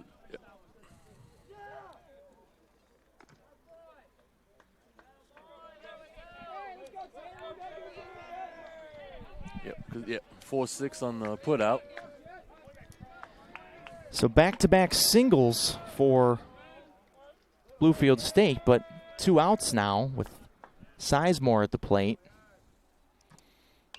And he half-hearted swings at the first pitch and pops it foul out of play. He's 0 for 2, strikeout, flyout. Bears have been a little lucky out there at second base today. You saw McCree get hurt earlier after he stole second base, and then he crawled off the base and got tagged out. Simpson took a step off the bag there and called out. But when your pitcher's hitting his spots and throwing strikes and the defense is working behind you, I mean, sometimes luck falls your way. I think Cooper's going to be going. He has good wheels. He got down that line fast. No stolen bases in the stats so far, but he looks like more of the leadoff man. Yeah, as opposed to Cody, the catcher. Cooper, the 5-hitter, moved out to right field, and there he goes. Pitch is low. Throw is not in time as he keeps the foot on the bag.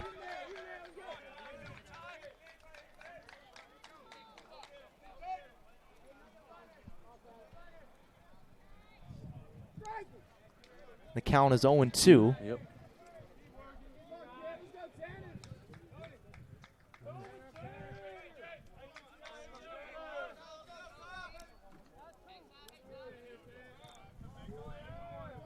Not a real chance there for Stober to throw him out after that really good jump by Cooper. So he's in scoring position with 2 outs.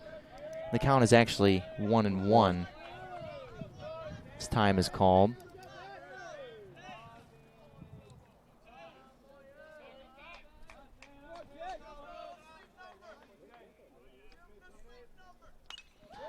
Moyers turned up the gas there. That had to have been the fastest pitch he's thrown today on pitch number 79. And all Sizemore can do is foul it off. Sizemore had a big hit on Monday, tied the game at 3 late. Bluefield State ended up getting the walk-off winner. And Cooper's taken off for third here, and he's easily tagged out. Perino gets there. And once again, the inning ends on the base pass for Bluefield State.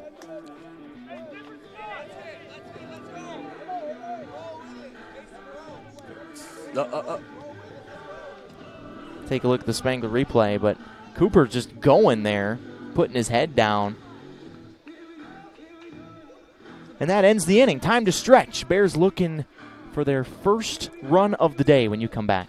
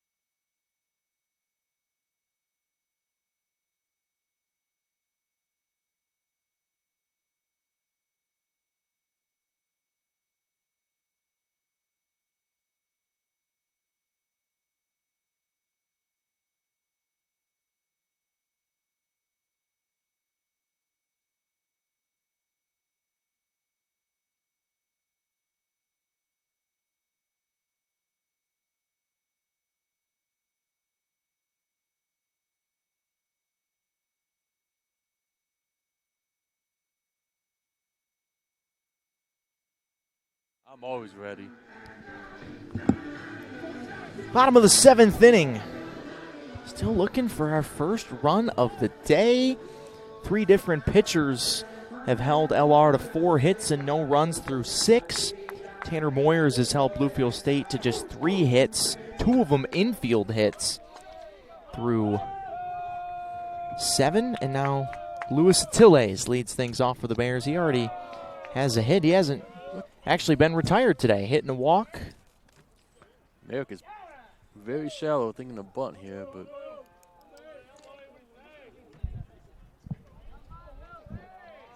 that was the 21st pitch that Romero's thrown, but this combo of slower throwing pitchers for Bluefield State has really put the Bears off balance. And it continues to here. Pop up to short. Way up there as Haladiak nearly drops it. Battles the sun and wins the battle. Atiles is retired.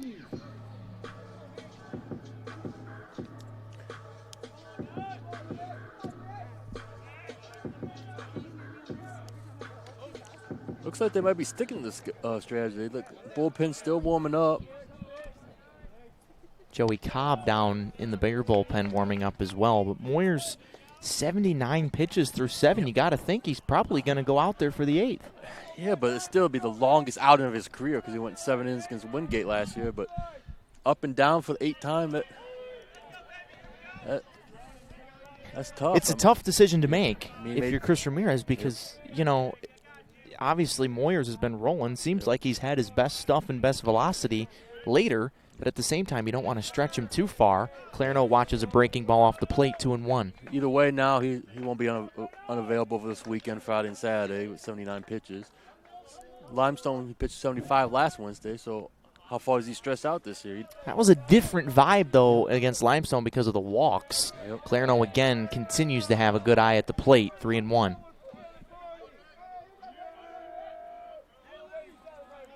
Tough decision. That's why we're up here. We don't have to make them. That's right. That's why they pay Coach Ram the big bucks. The 3-1. top of the zone, breaking ball, full count. Through his mind right now, he's probably thinking who had to run, pinch hitter, need a big sack bunt here later. All 4 hits in this game for the Bears was given up by Williams, the second pitcher. Romero has yet to give up one, and he hits a batter there in Clarno.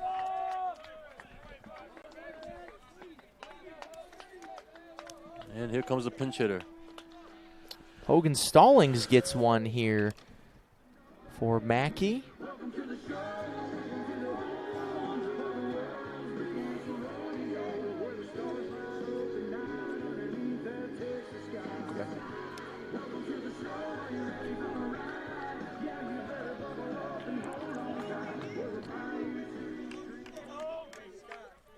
So Mackey gets lifted here in the 7th for Stallings.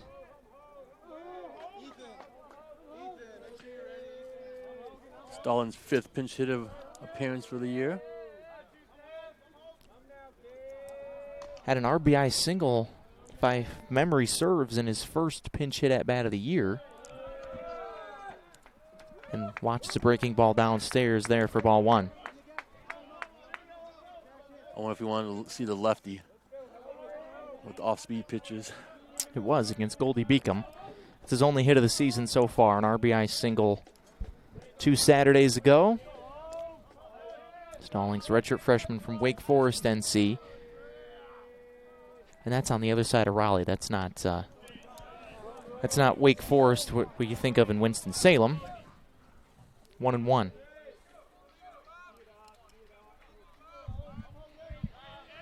I think that obviously Bluefield State doesn't think Stallings is bunting here with Merrick, the third baseman, way back. I don't think that's what he would be used in a pinch hit role for. With Clarno at first, 2-1. Oh. Clarno picked off of first base, but he gets to second. An unorthodox stolen base there for Clarno as Cody backpicked him. No stolen base. He just advances. Just a plus. See him picked off. And at that point, my old high school baseball coach always used to say that you're stealing on the first baseman at that point, and that's exactly what happened. He read the downward angle, so he got a good secondary, and catcher made a great pick. So it was the right play. Be aggressive. You see the ball going in the dirt, or in this case, turf, and he's trying to get a good jump. But now we got a runner in scoring position with 1 out.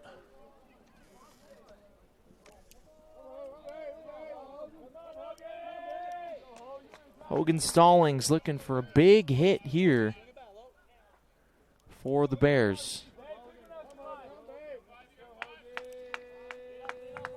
Find themselves in a low-scoring game here for the first time in a long time.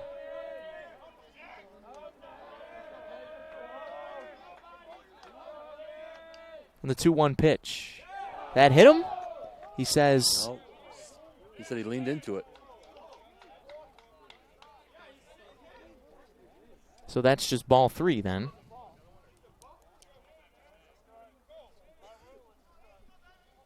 You don't see that call too often. It's actually a strike by rule, they say.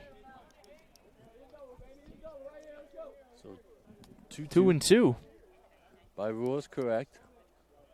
Couldn't see the angle, but he just said that because he sat down, the umpire said that counts as leaning into it. So it's now 2-2.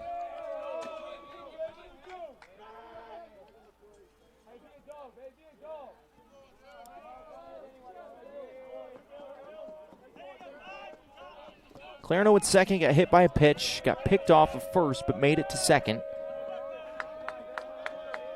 180 feet away from the game's first run. Stallings as the ball gets away, and it hits. That one did hit him. So that's not a good break for the Bears there, as Clarno would have easily been able to move up to third base if that ball isn't dead. But 2 hitting by pitches in a row for Romero puts runners on first and second. life hacks.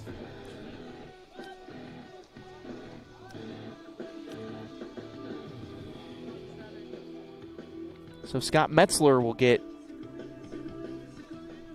a pinch hit at bat here for David Bell, and we'll have a pinch runner at first base. It's Max LaCroix. So Stallings does his job. Gets hit by the pitch. And gets on base. And now Scott Metzler gets a chance here late. 273 on the season for Scott. 3 doubles and 6 RBIs.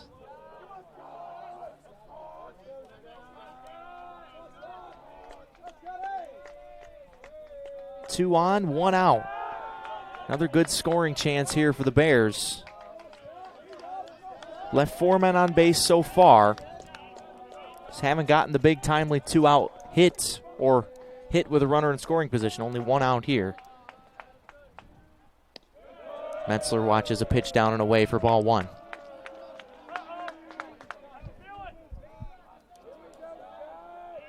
So LaCroix on first, the pinch runner. Clarno at second. Both good base runners. Both with a lot of speed.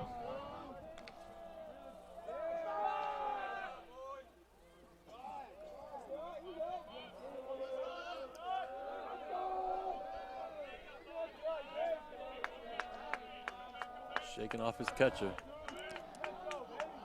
Romero delivers ball 2. Good stop back behind the dish by Cody.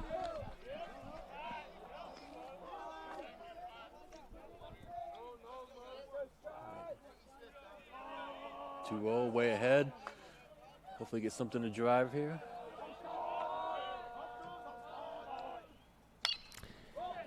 Bloops a ball to center field. This is trouble and it's down. This will score the game's first run. Pinch hits. RBI single for Scott Metzler, and the Bears finally break through. It's 1-0.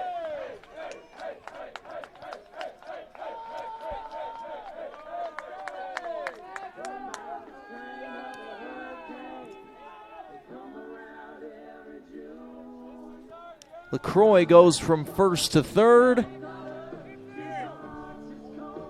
And Metzler gets it done. No pinch runner at first. See who it is. So Metzler gets lifted.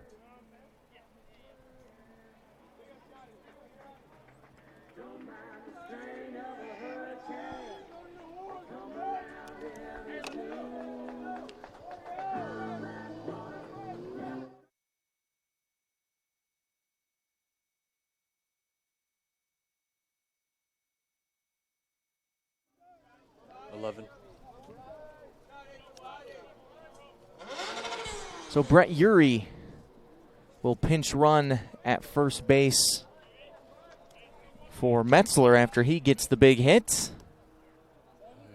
1 out, run on third, good speed at third, good butt of the plate. You seeing a squeeze possibility here?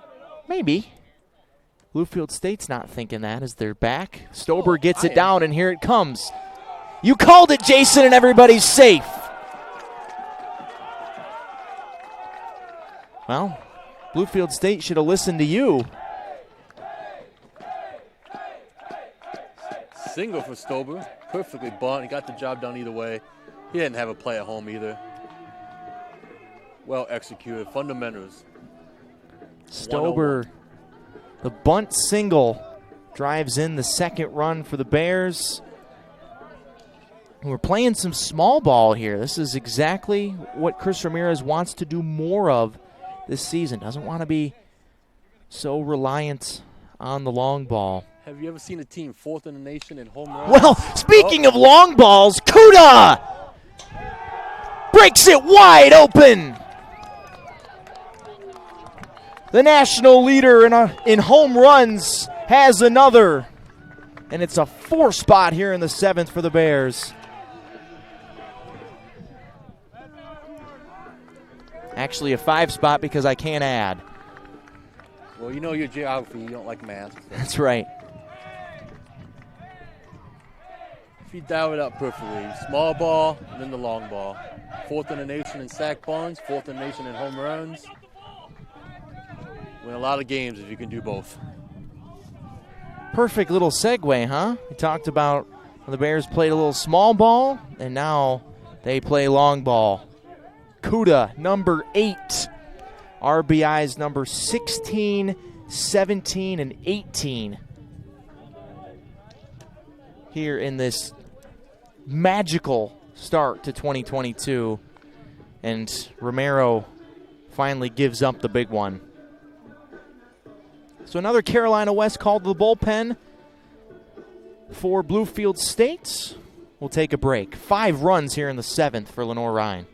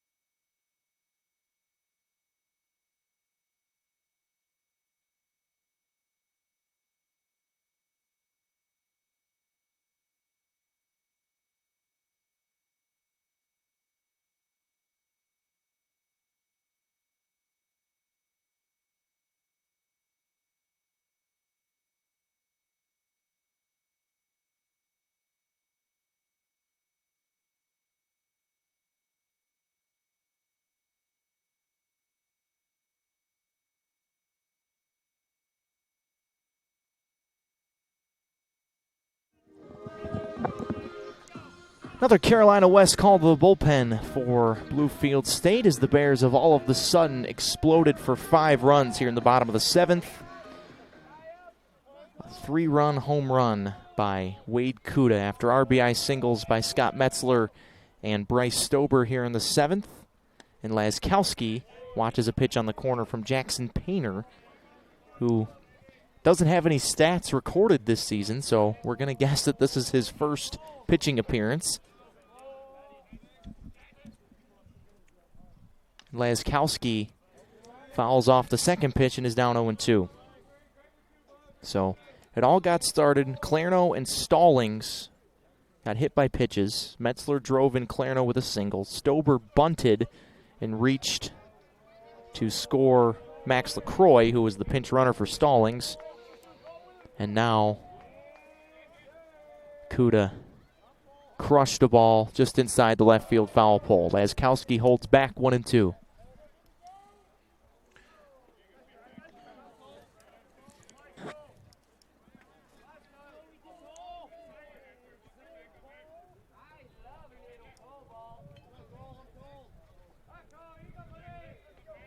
Bears have outscored opponents 19-8 in the 7th inning and have only widened that margin here, 2-2.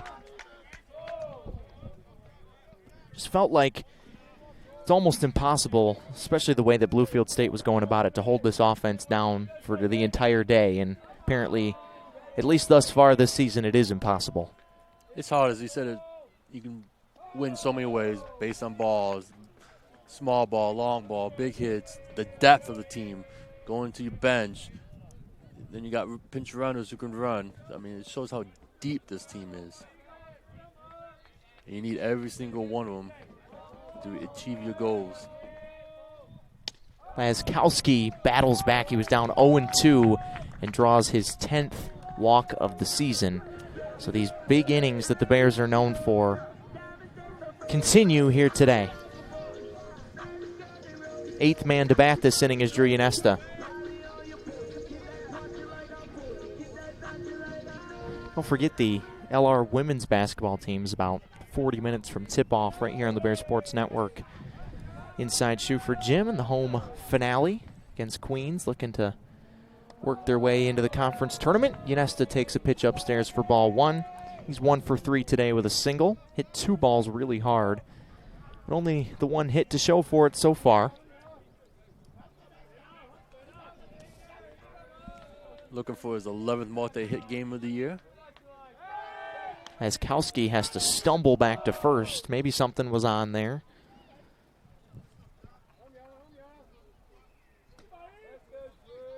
Do you think you get a better jump off turf compared to dirt as a base runner? I do.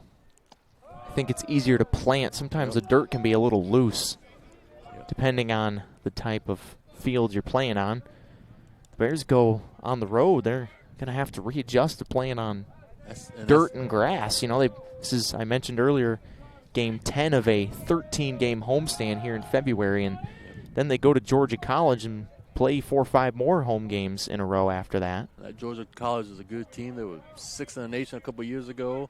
Beat Tampa this year. Lost to Newberry, but it's a big add. It's a late add to the Bears' schedule. Yanesta has a big swing and a foul back to the screen. You want to play them big regional games. So oh, yeah. I'm excited for that one.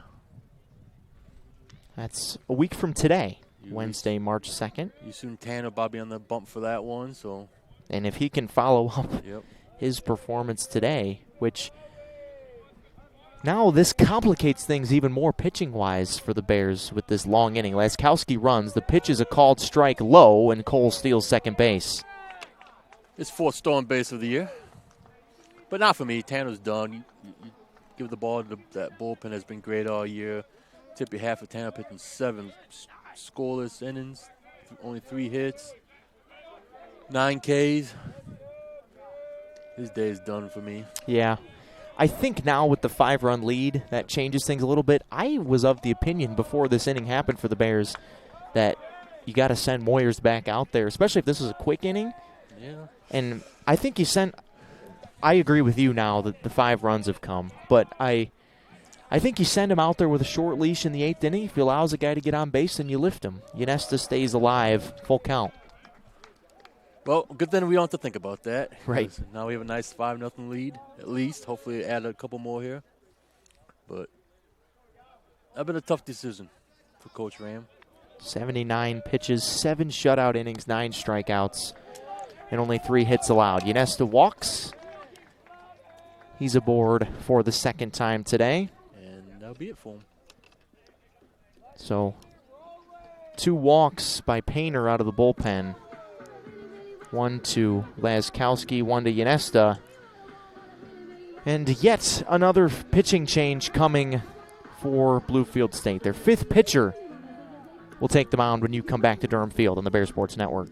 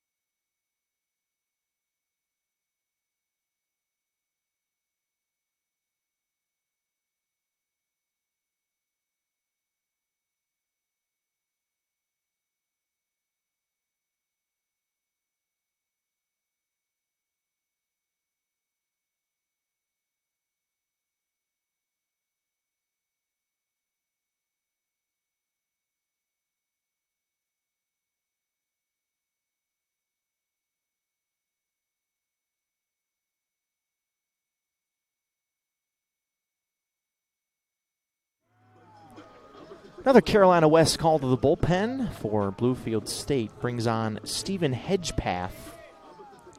And it's hard to know if his stats are correct because he's listed as pitching against his own team as Perino fouls off the first pitch. But we think that he appeared in the game against Post on Super Bowl Sunday for the Big Blue.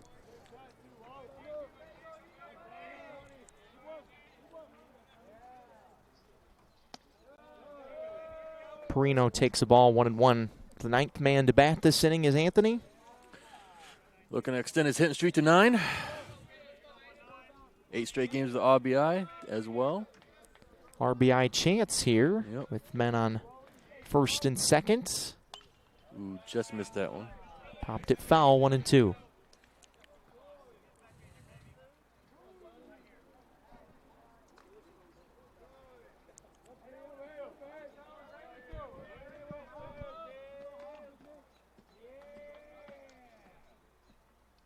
And the pitch, thought about it, wisely held back, and Laskowski gets a great jump and takes third base.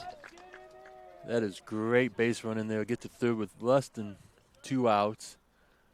He read the downward angle off the turf and got a great jump. Kind of like Clerno did earlier, but he was undecisive. Cole knew it right off the bat, right after the pitch. He was getting to third.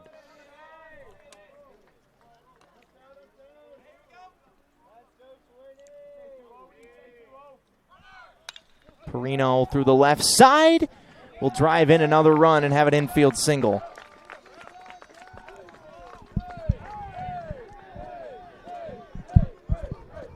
So the hitting streak continues, the RBI streak continues. And it's a 6-run 7th inning.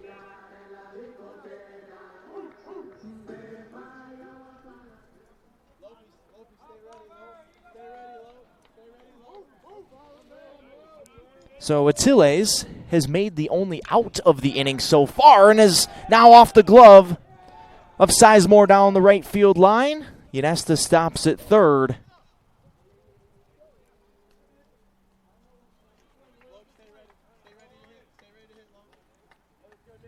And Atiles has his second hit of the day, third time he's been on.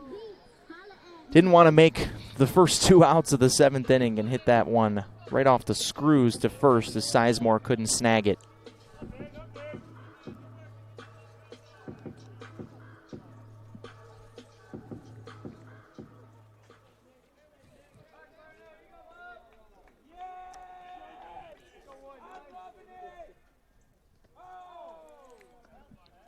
So Nick Clerno, who got things started in this inning for the Bears after a long at-bat, got hit by a pitch.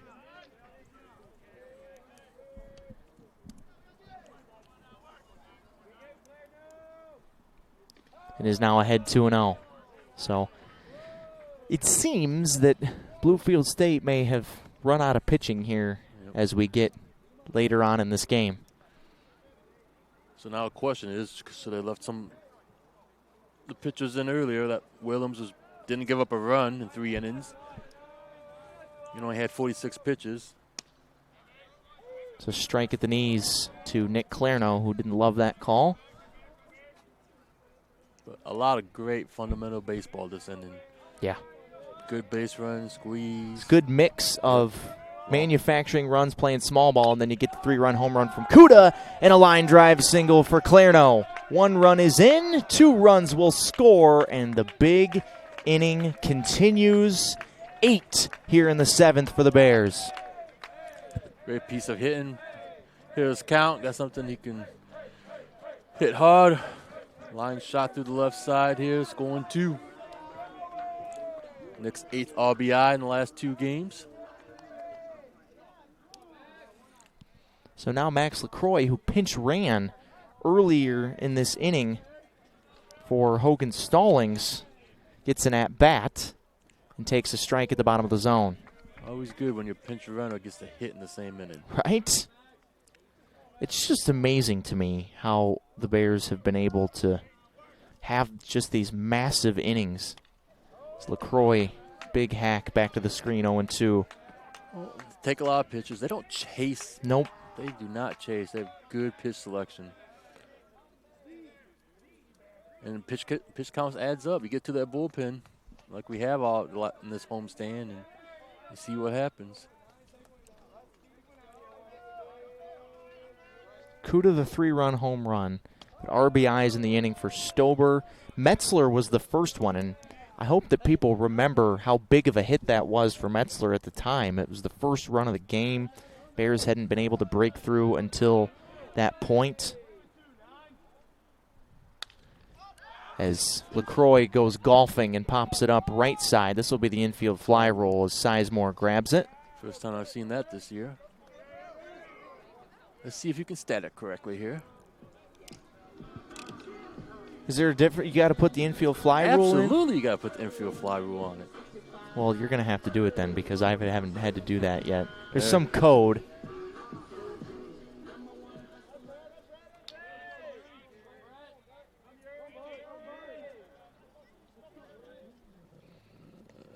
It's a good thing that there's a back pick to third as Tilles nearly is thrown out.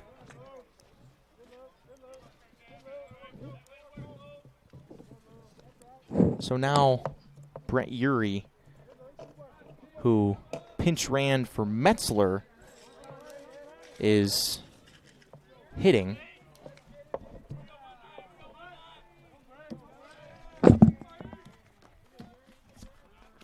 So he scored, he came around to score on the Kuda home run.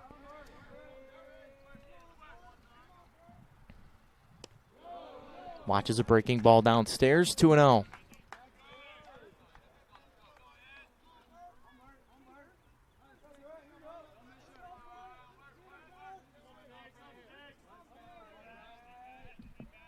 Eight runs here in the bottom of the seventh for the Bears.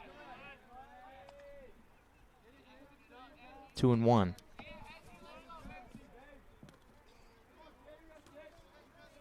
Maybe there's not. I think you're overcomplicating this, my friend. I know, but I want to make sure it's correct. I know you're such a stickler about the stats. Rightfully so. I mean, you want everything to be perfect.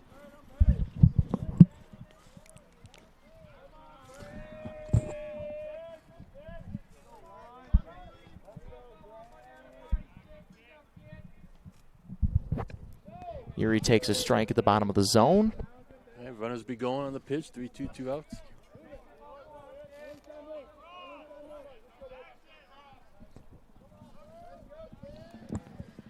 Tilly's at second and Clarno at first. There they go. The pitch is nubbed to the pitcher. Foul off of Urey's leg. The score is 8-0.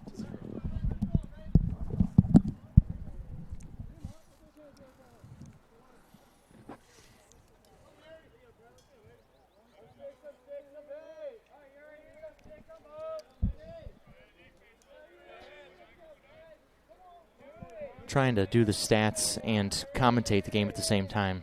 You got to bear with us here, folks. As Brett Urey swings and misses, and the inning mercifully ends for Bluefield State. The Bears get 8 runs. They rack up 6 hits, including a 3-run home run from Wade Kuda. And all of a sudden, things are comfortable here as we head to the 8th. 8-0 Bears on the Bears Sports Network.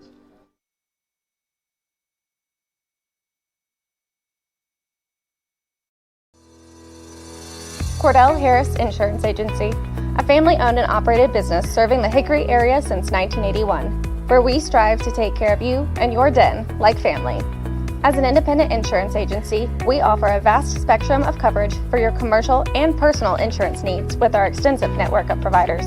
Cordell Harris Insurance Agency is a proud sponsor of Lenoir-Rhyne Athletics. Protect your den with Cordell Harris. Go Bears!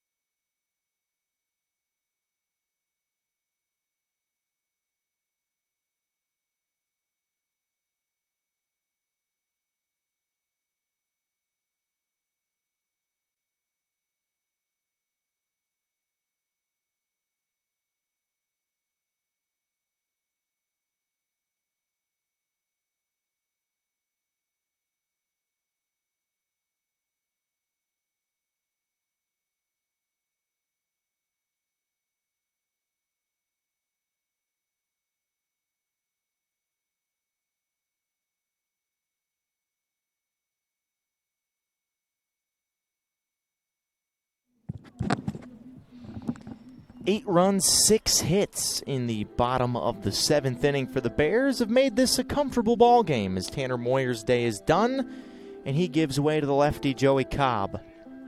Joey made 2 starts so far this season, 0-1 with a 4.26 ERA. Pitched 6 and a third innings so far, 3 runs, all of them earned, 5 walks to 10 strikeouts for Mr. Cobb. And the first pitch to Sizemore is fouled off for strike 1.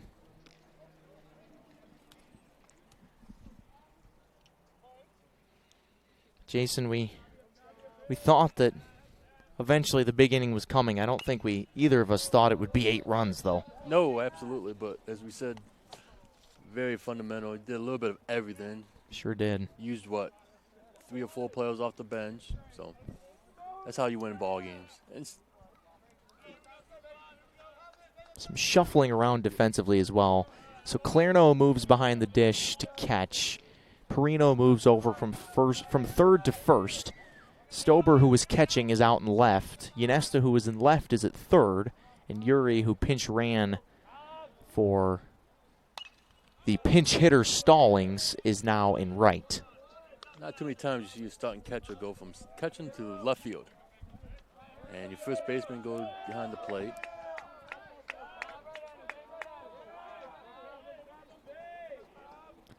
So Cobb trying to get through a clean 8th. Two-hopper to shortstop. Atiles almost throws up the line, but Perino makes the tag for the first out.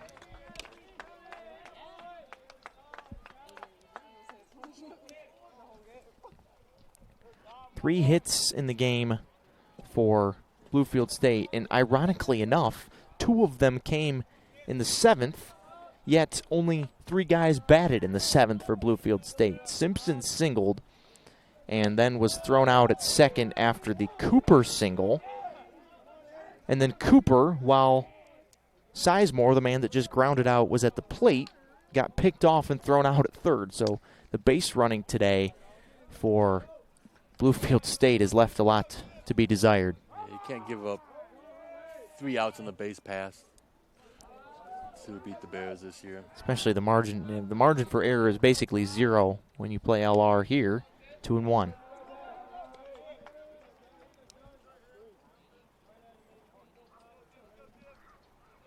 This is Tibbs at the plate. He came in for McCree early. That was one of the other, I'm not going to say base running errors, but unfortunate things that happened on the base pass for Bluefield State. McCree stole second and then got injured on the slide and was in so much pain he just crawled off the base and got tagged out before time was called. So Tibbs took over at second base and draws a walk from Joey Cobb.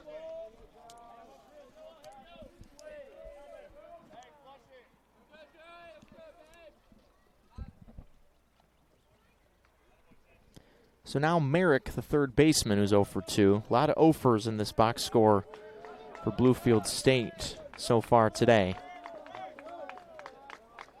6 through 9, 0 for 9, only 1 walk.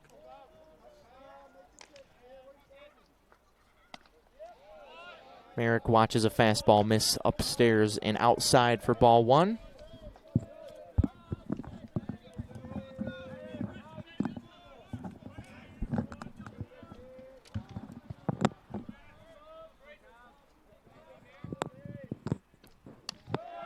Perfectly placed. I don't know if that's a two-seamer or a cutter there from Cobb. We talked about this. We were together the last time Joey Cobb pitched, and we had a better view of the movement of the pitches from behind the plate because it was raining that day. We couldn't really land on two-seamer or cutter, but whatever the pitch is, it was thrown right there. And moving up to second is Tibbs there on a wild pitch. I think it looks like a two-seamer. It looks like it's tailing away from the righties, especially late. He had some that last Sunday, or 2 Sundays ago, Super Bowl Sunday, a lot of late movement away from the right-hand hitters.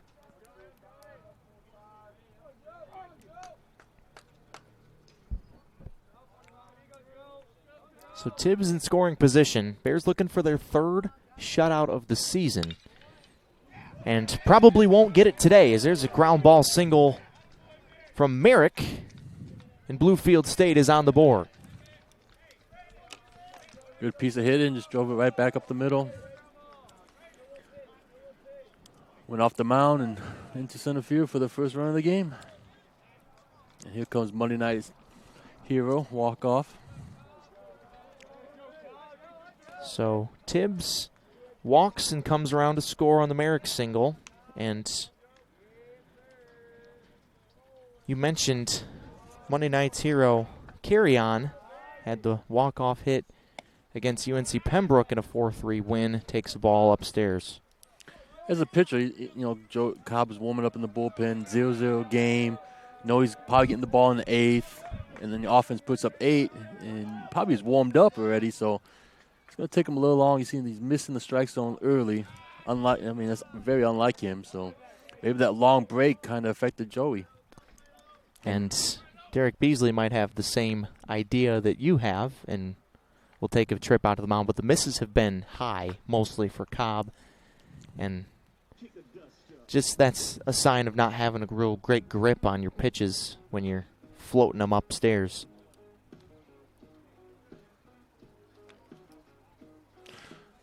Do you play fantasy baseball? I do not. Okay, well, I'm on the clock. You wanna help me? Oh, you're in a draft right now. I'm in a draft, and I'm on the clock. Got an hour left to pick.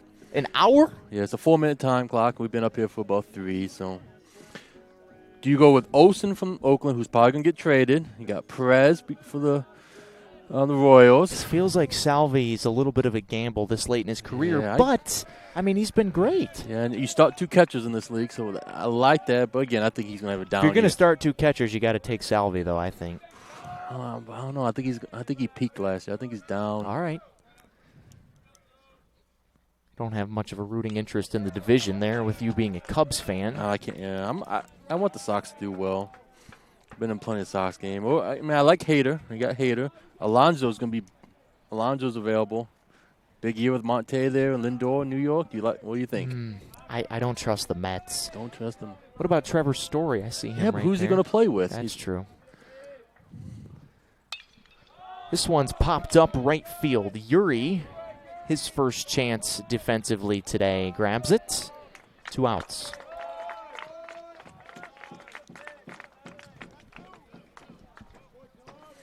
We head back to the top of the order. So you're saying go with Perez? Yeah, in a 2-catcher league, even if Salvi's down a little bit from last year, I still think he's going to be productive for you. Yeah, but you got Real Malto and Will Smith still available. You can come back around and get. You don't like Olsen? What happens if he gets traded to the Yankees and that short porch and left? All right. Sounds like you want to take Olsen. Don't let me talk you out of it. Cody fouls the first pitch back for strike 1. Did you take him? I took Olsen. Olsen. All right. Hopefully I'll be on the clock in the 9th here. Back around. Pick 11, so. Now I'll take one of you boys. I'll take your Perez back. All right. I just watched him kill the Tigers for basically my entire life. Torkelson, when is he going to come up? Probably this year. May 1st? Maybe. Feels like before the All-Star break time, assuming that the season starts somewhat on time. God help us if it doesn't. 1-1 on Cody, who's 1 for 2 today, single and a walk, but then once he singled in the 3rd, got picked off at first base.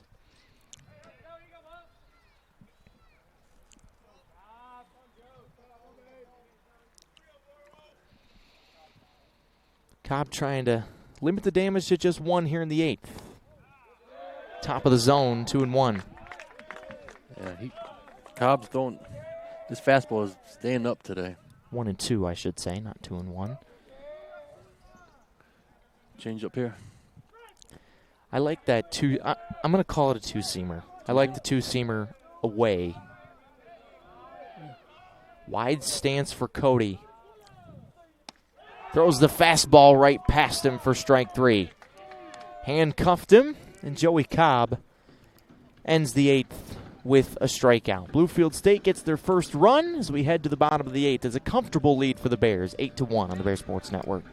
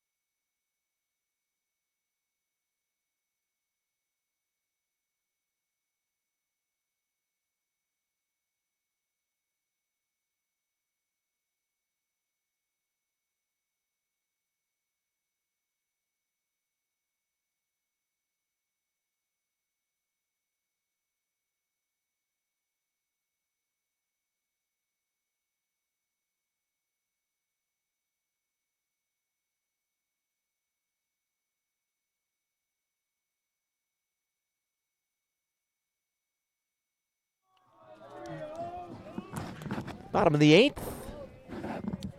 Got some defensive changes for And a pinch hitter. For the Bears. As Stober gets subbed out and Andy Lopez comes in. And the count is 1-1 to Lopey, as he's known. I remember a couple of years ago, Lopez and Stober came out to my middle school to watch me coach, or Bryce's brother, either or, I'm not sure which one, but it was pretty cool. Lopez, one of the guys that they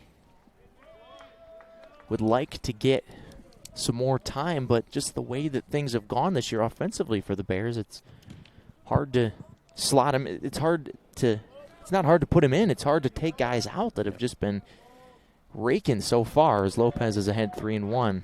But it's a long season, and when your number's caught up, you want to be ready. He has been. Yep. So he usually walks or gets hit by the pitch. That's right. He's had 3 plate appearances, 2 hit by pitches and a walk. There's a strike at the top of the zone, and the count is full. From the Chicago area, I like. 2 Chicago guys, Andy Lopez, Jason Stubbe. Lopez swings and misses and strikes out here to start things off in the bottom of the 8th for the Bears. So with the win, the Bears win the 13th game. First team in the nation with 13 wins if they get 3 more outs. It's pretty impressive. Yes. This would be their best start since 1962. That 62 team also started 13-1. The 10-game winning streak would be the longest in over 10 years. Skuda takes a pitch outside for ball 1.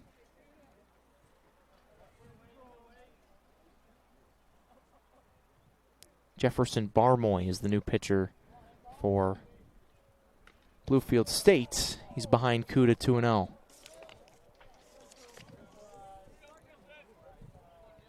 No stats in the system this year for Barmoy. Rooks out of the stretch. Sophomore from Lawrenceville, Virginia, gets Kuda to swing and miss, 2-1.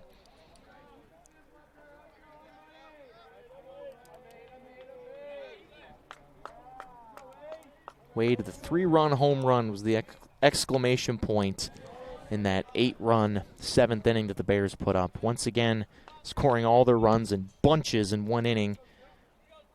We sent 13 men to the plate in that inning. What do you think the tape measure was on that one? Oh, gosh. 420 plus. Yeah. Full count.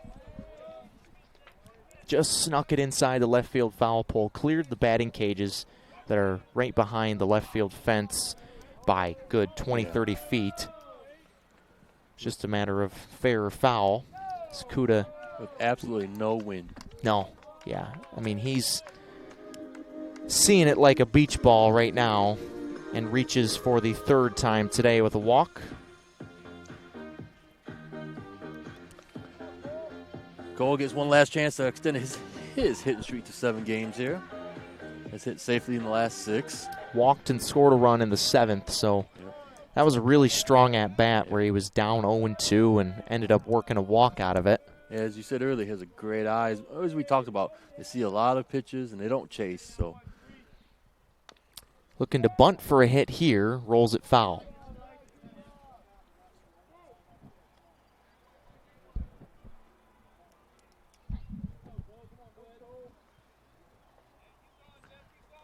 New third baseman for Bluefield.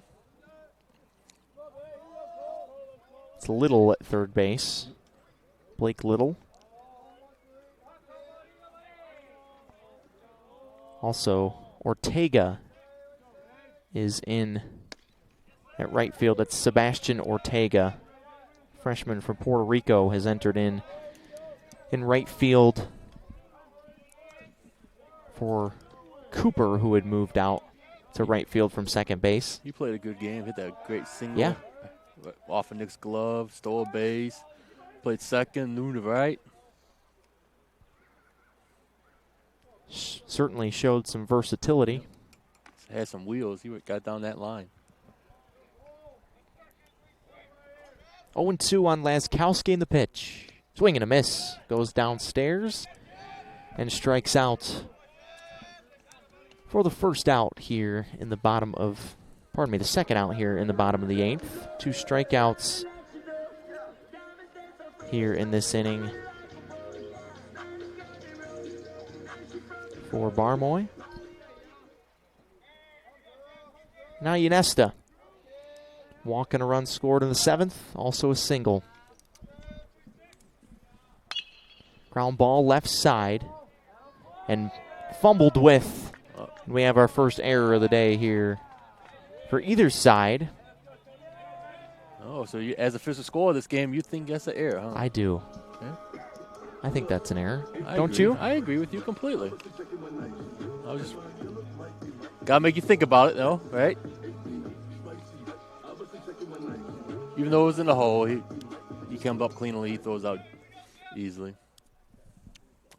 So Ynesta reaches on the air. Yeah, this whole scoring the game and doing play-by-play is certainly a new challenge. Oh, you love challenges. I do. Perino fouls off the first pitch for strike 1. It's a good thing I got the best of the business here with me to guide me through the scoring part of it. Jay-Z's at basketball. Danny, yes, absolutely. Too humble, too kind, Mr. Stubbe. Your producer's done an amazing job this week. She last has. 2 weeks. Perino goes down to a knee and fouls it off 0-2. Anthony extended his hitting streak, extended his RBI streak in the 7th with an RBI single. So 9 straight games with an RBI and a hit. Yeah, that's 8 out of 9 games with a run, a hit, and an RBI. That's insane. And in, I think, 6 out of those 9 games, multiple hits. He's hit safely in all but 1 game. In that game, he had 2 walks. 2 on for him. That bounces way in front of the plate, and Kuda easily takes third. Yep. Again, reading that downward angle, getting the good jump. That's base 1 and 101. That's unbelievable. That little 90 feet is huge. Especially going from second to third. Yep. Because that just makes it easy to come home on the RBI single that Perino has come through. Ynesta goes, and Perino swings and misses to end the inning. So the Bears 3 outs away from their 10th straight win and their best start since 1962. See if they can do it when you come back to Durham Field on the Bears Sports Network.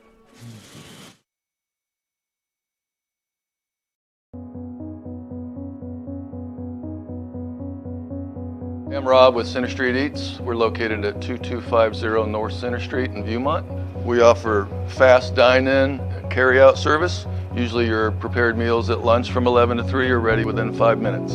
Center Street Eats also offers prepared meals and snacks, protein bars, smoothies, and so much more. We can accommodate most allergy restrictions and can adjust our weekly menu to comply with the most current trending diets like keto and paleo. Street Eats has helped fuel the sports programs at Lenoir-Rhyne for over 10 years now. We work with every program on campus, and we look forward to working with them again.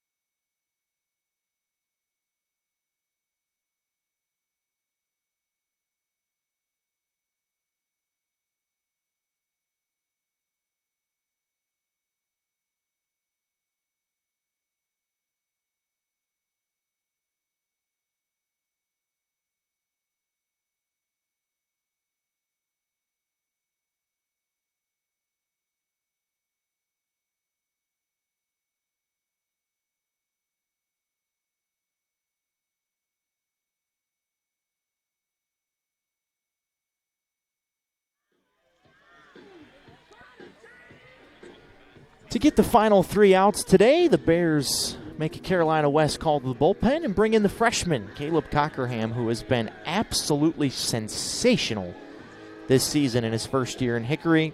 6 2/3 innings this year in 6 appearances. Only given up 2 hits, 1 unearned run, 0 earned runs, 3 walks, and 10 strikeouts. So the ERA is a beautiful 0.00 here in his freshman campaign for Caleb from Clemens, NC. Only 5'8", 170, but really brings it from the left side and has been just awesome out of the bullpen this year for the Bears. Absolutely. Anytime hitters are hitting up less than 100 against you, 091, and a whip at .75, that's unbelievable, especially as a freshman. 10 strikeouts in 6 innings. Saw Braden Houston warming up. I think they want Houston to be kind of the closer in save situations, but once this thing ballooned up to a 7-run game, decided to go with Cockerham just to keep him fresh. He's been basically almost an every game guy. 7th appearance on the year, so that's almost half the game. So hopefully we don't have too many save situations. We like this 7-run cushions, but you're going to have them at some point this season. Facing 2, 3, and 4 in the lineup with Haladalek leading things off. The shortstop's 0 for 3 today with 2 strikeouts and taps the first pitch foul for strike 1. So Ethan Smith has gone into left field after Lopez pinch hit for Stober. So Smith slots in defensively. Other than that, the defense is the same. Yanesta at third, Attiles at short, Laskowski at second, Perino at first. We started the game at third and moved over last inning to first. Clarno moved from first to catcher, and he remains there. Kuda in center, and LaCroix out in right. Sun's about ready to set here in Hickory, North Carolina. We had some breaking clouds at the beginning of the game, but now as there's a ground ball left side and through for a base hit. Yanesta and Attiles both dive, and Haladalek has the 5th hit of the day for the Big Blue.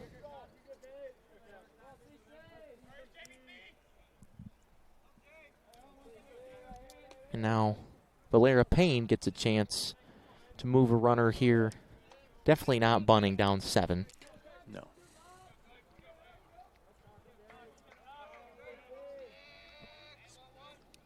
Surprised they're holding him out at first with the 7-run lead. Maybe he is bunting. What do we know? Pitches, misses downstairs for ball 1. I think he just wanted to see a pitch.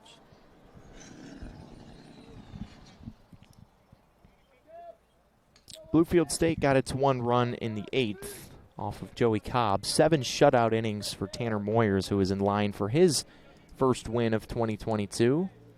Only gave up 3 hits, 9 strikeouts.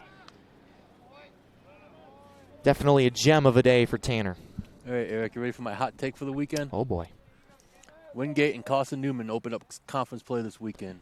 This weekend? This weekend, yes. Okay. Carson Newman wins 2 out of 3. Is it at Carson Newman? It is at Carson Newman, though, yes. I don't know if that's a super hot take.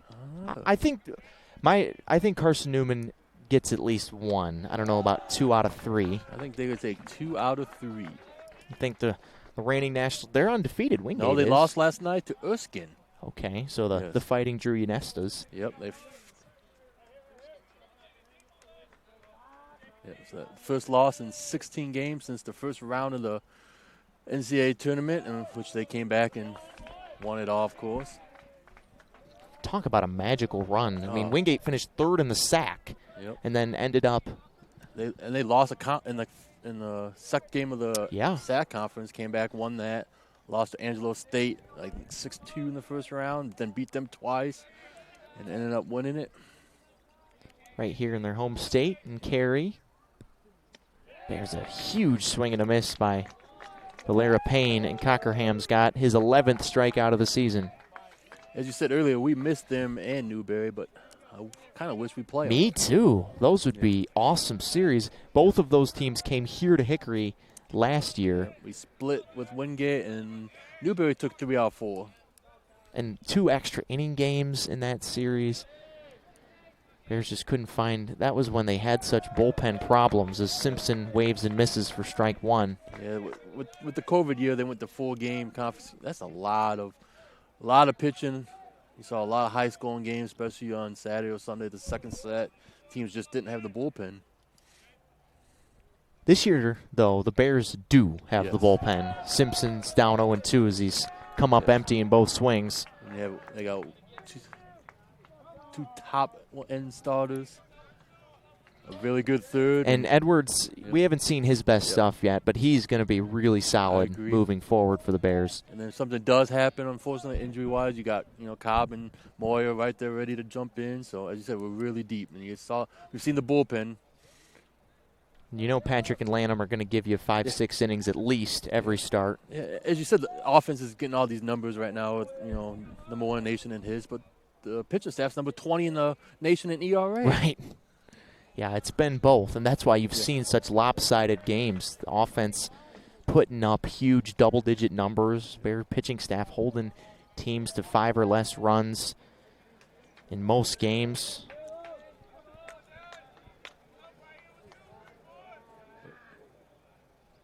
This is game number 14 as Simpson waves and misses, and Cockerham, after the leadoff single, has struck out the last 2 that he's faced. It's settled down nicely. But the Bears have allowed 5 or fewer runs in 9 out of 13 games this year.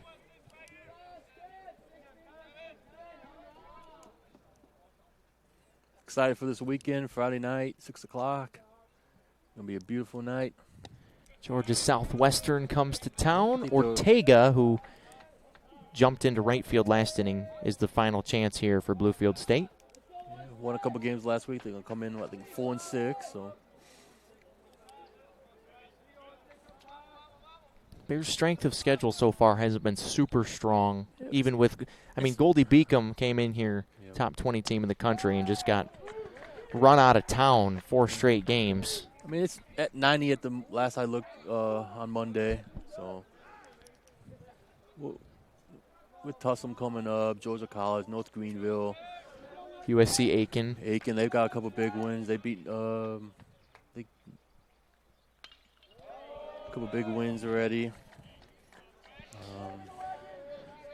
The Bears, even with the somewhat weaker strength of schedule so far, the way that they've looked has just been, they haven't been squeaking by in these games. These have been blowouts. Exactly. And this one was tight through 6, and then all of a sudden it's a 7-run game here in the 9th with Bluefield State down to its final strike. Kind of replay of last Wednesday against Limestone. Yeah, that was through the first 5, and the Bears scored 14 runs in 2 innings in a row.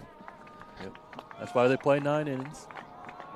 Cockerham trying to deliver the 10th straight win. And he does. Strike 3 called. Game over. And for the first time since 1962, Lenoir-Rhyne has won 13 out of its first 14 games and takes down Bluefield State today 8-1. Cockerham strikes out the side in order after giving up the leadoff single. And the Bears get all 8 runs in the bottom of the 7th inning. Another 3-run home run from Wade Kuda. Some timely hits from a bunch of different guys.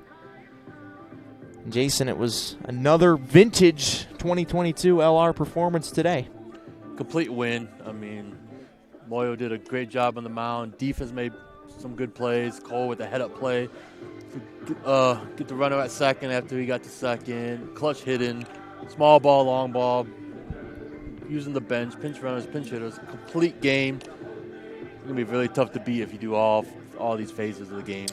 I think Coach Ram's got a little bit of motivation to maybe get after the Bears a little bit today after the way they started offensively in the first 6 innings. I think he's looking for some fuel to keep the Bears grounded and make sure that they're staying humble now that they're ranked in the top 25 for the first time, which is well-deserved.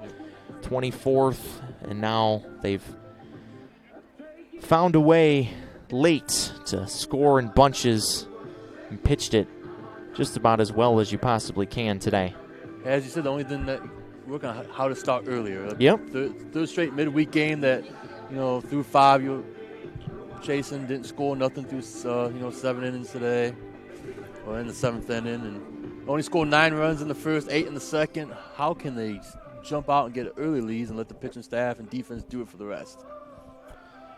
Well, we'll see if they can do that this weekend as Georgia Southwestern comes to town. 6 p.m. first pitch Friday night. We'll be under the lights here at Durham Field, and we hope you are here either in person with us or here on the Bears Sports Network. For Jason Stubbe, the rest of our fantastic Bears Sports Network crew, Eric Bach saying so long from Durham Field. We'll talk to you at 6 p.m. Friday night. Here's Georgia Southwestern comes to town. Bears win this one 8-1 over Bluefield State.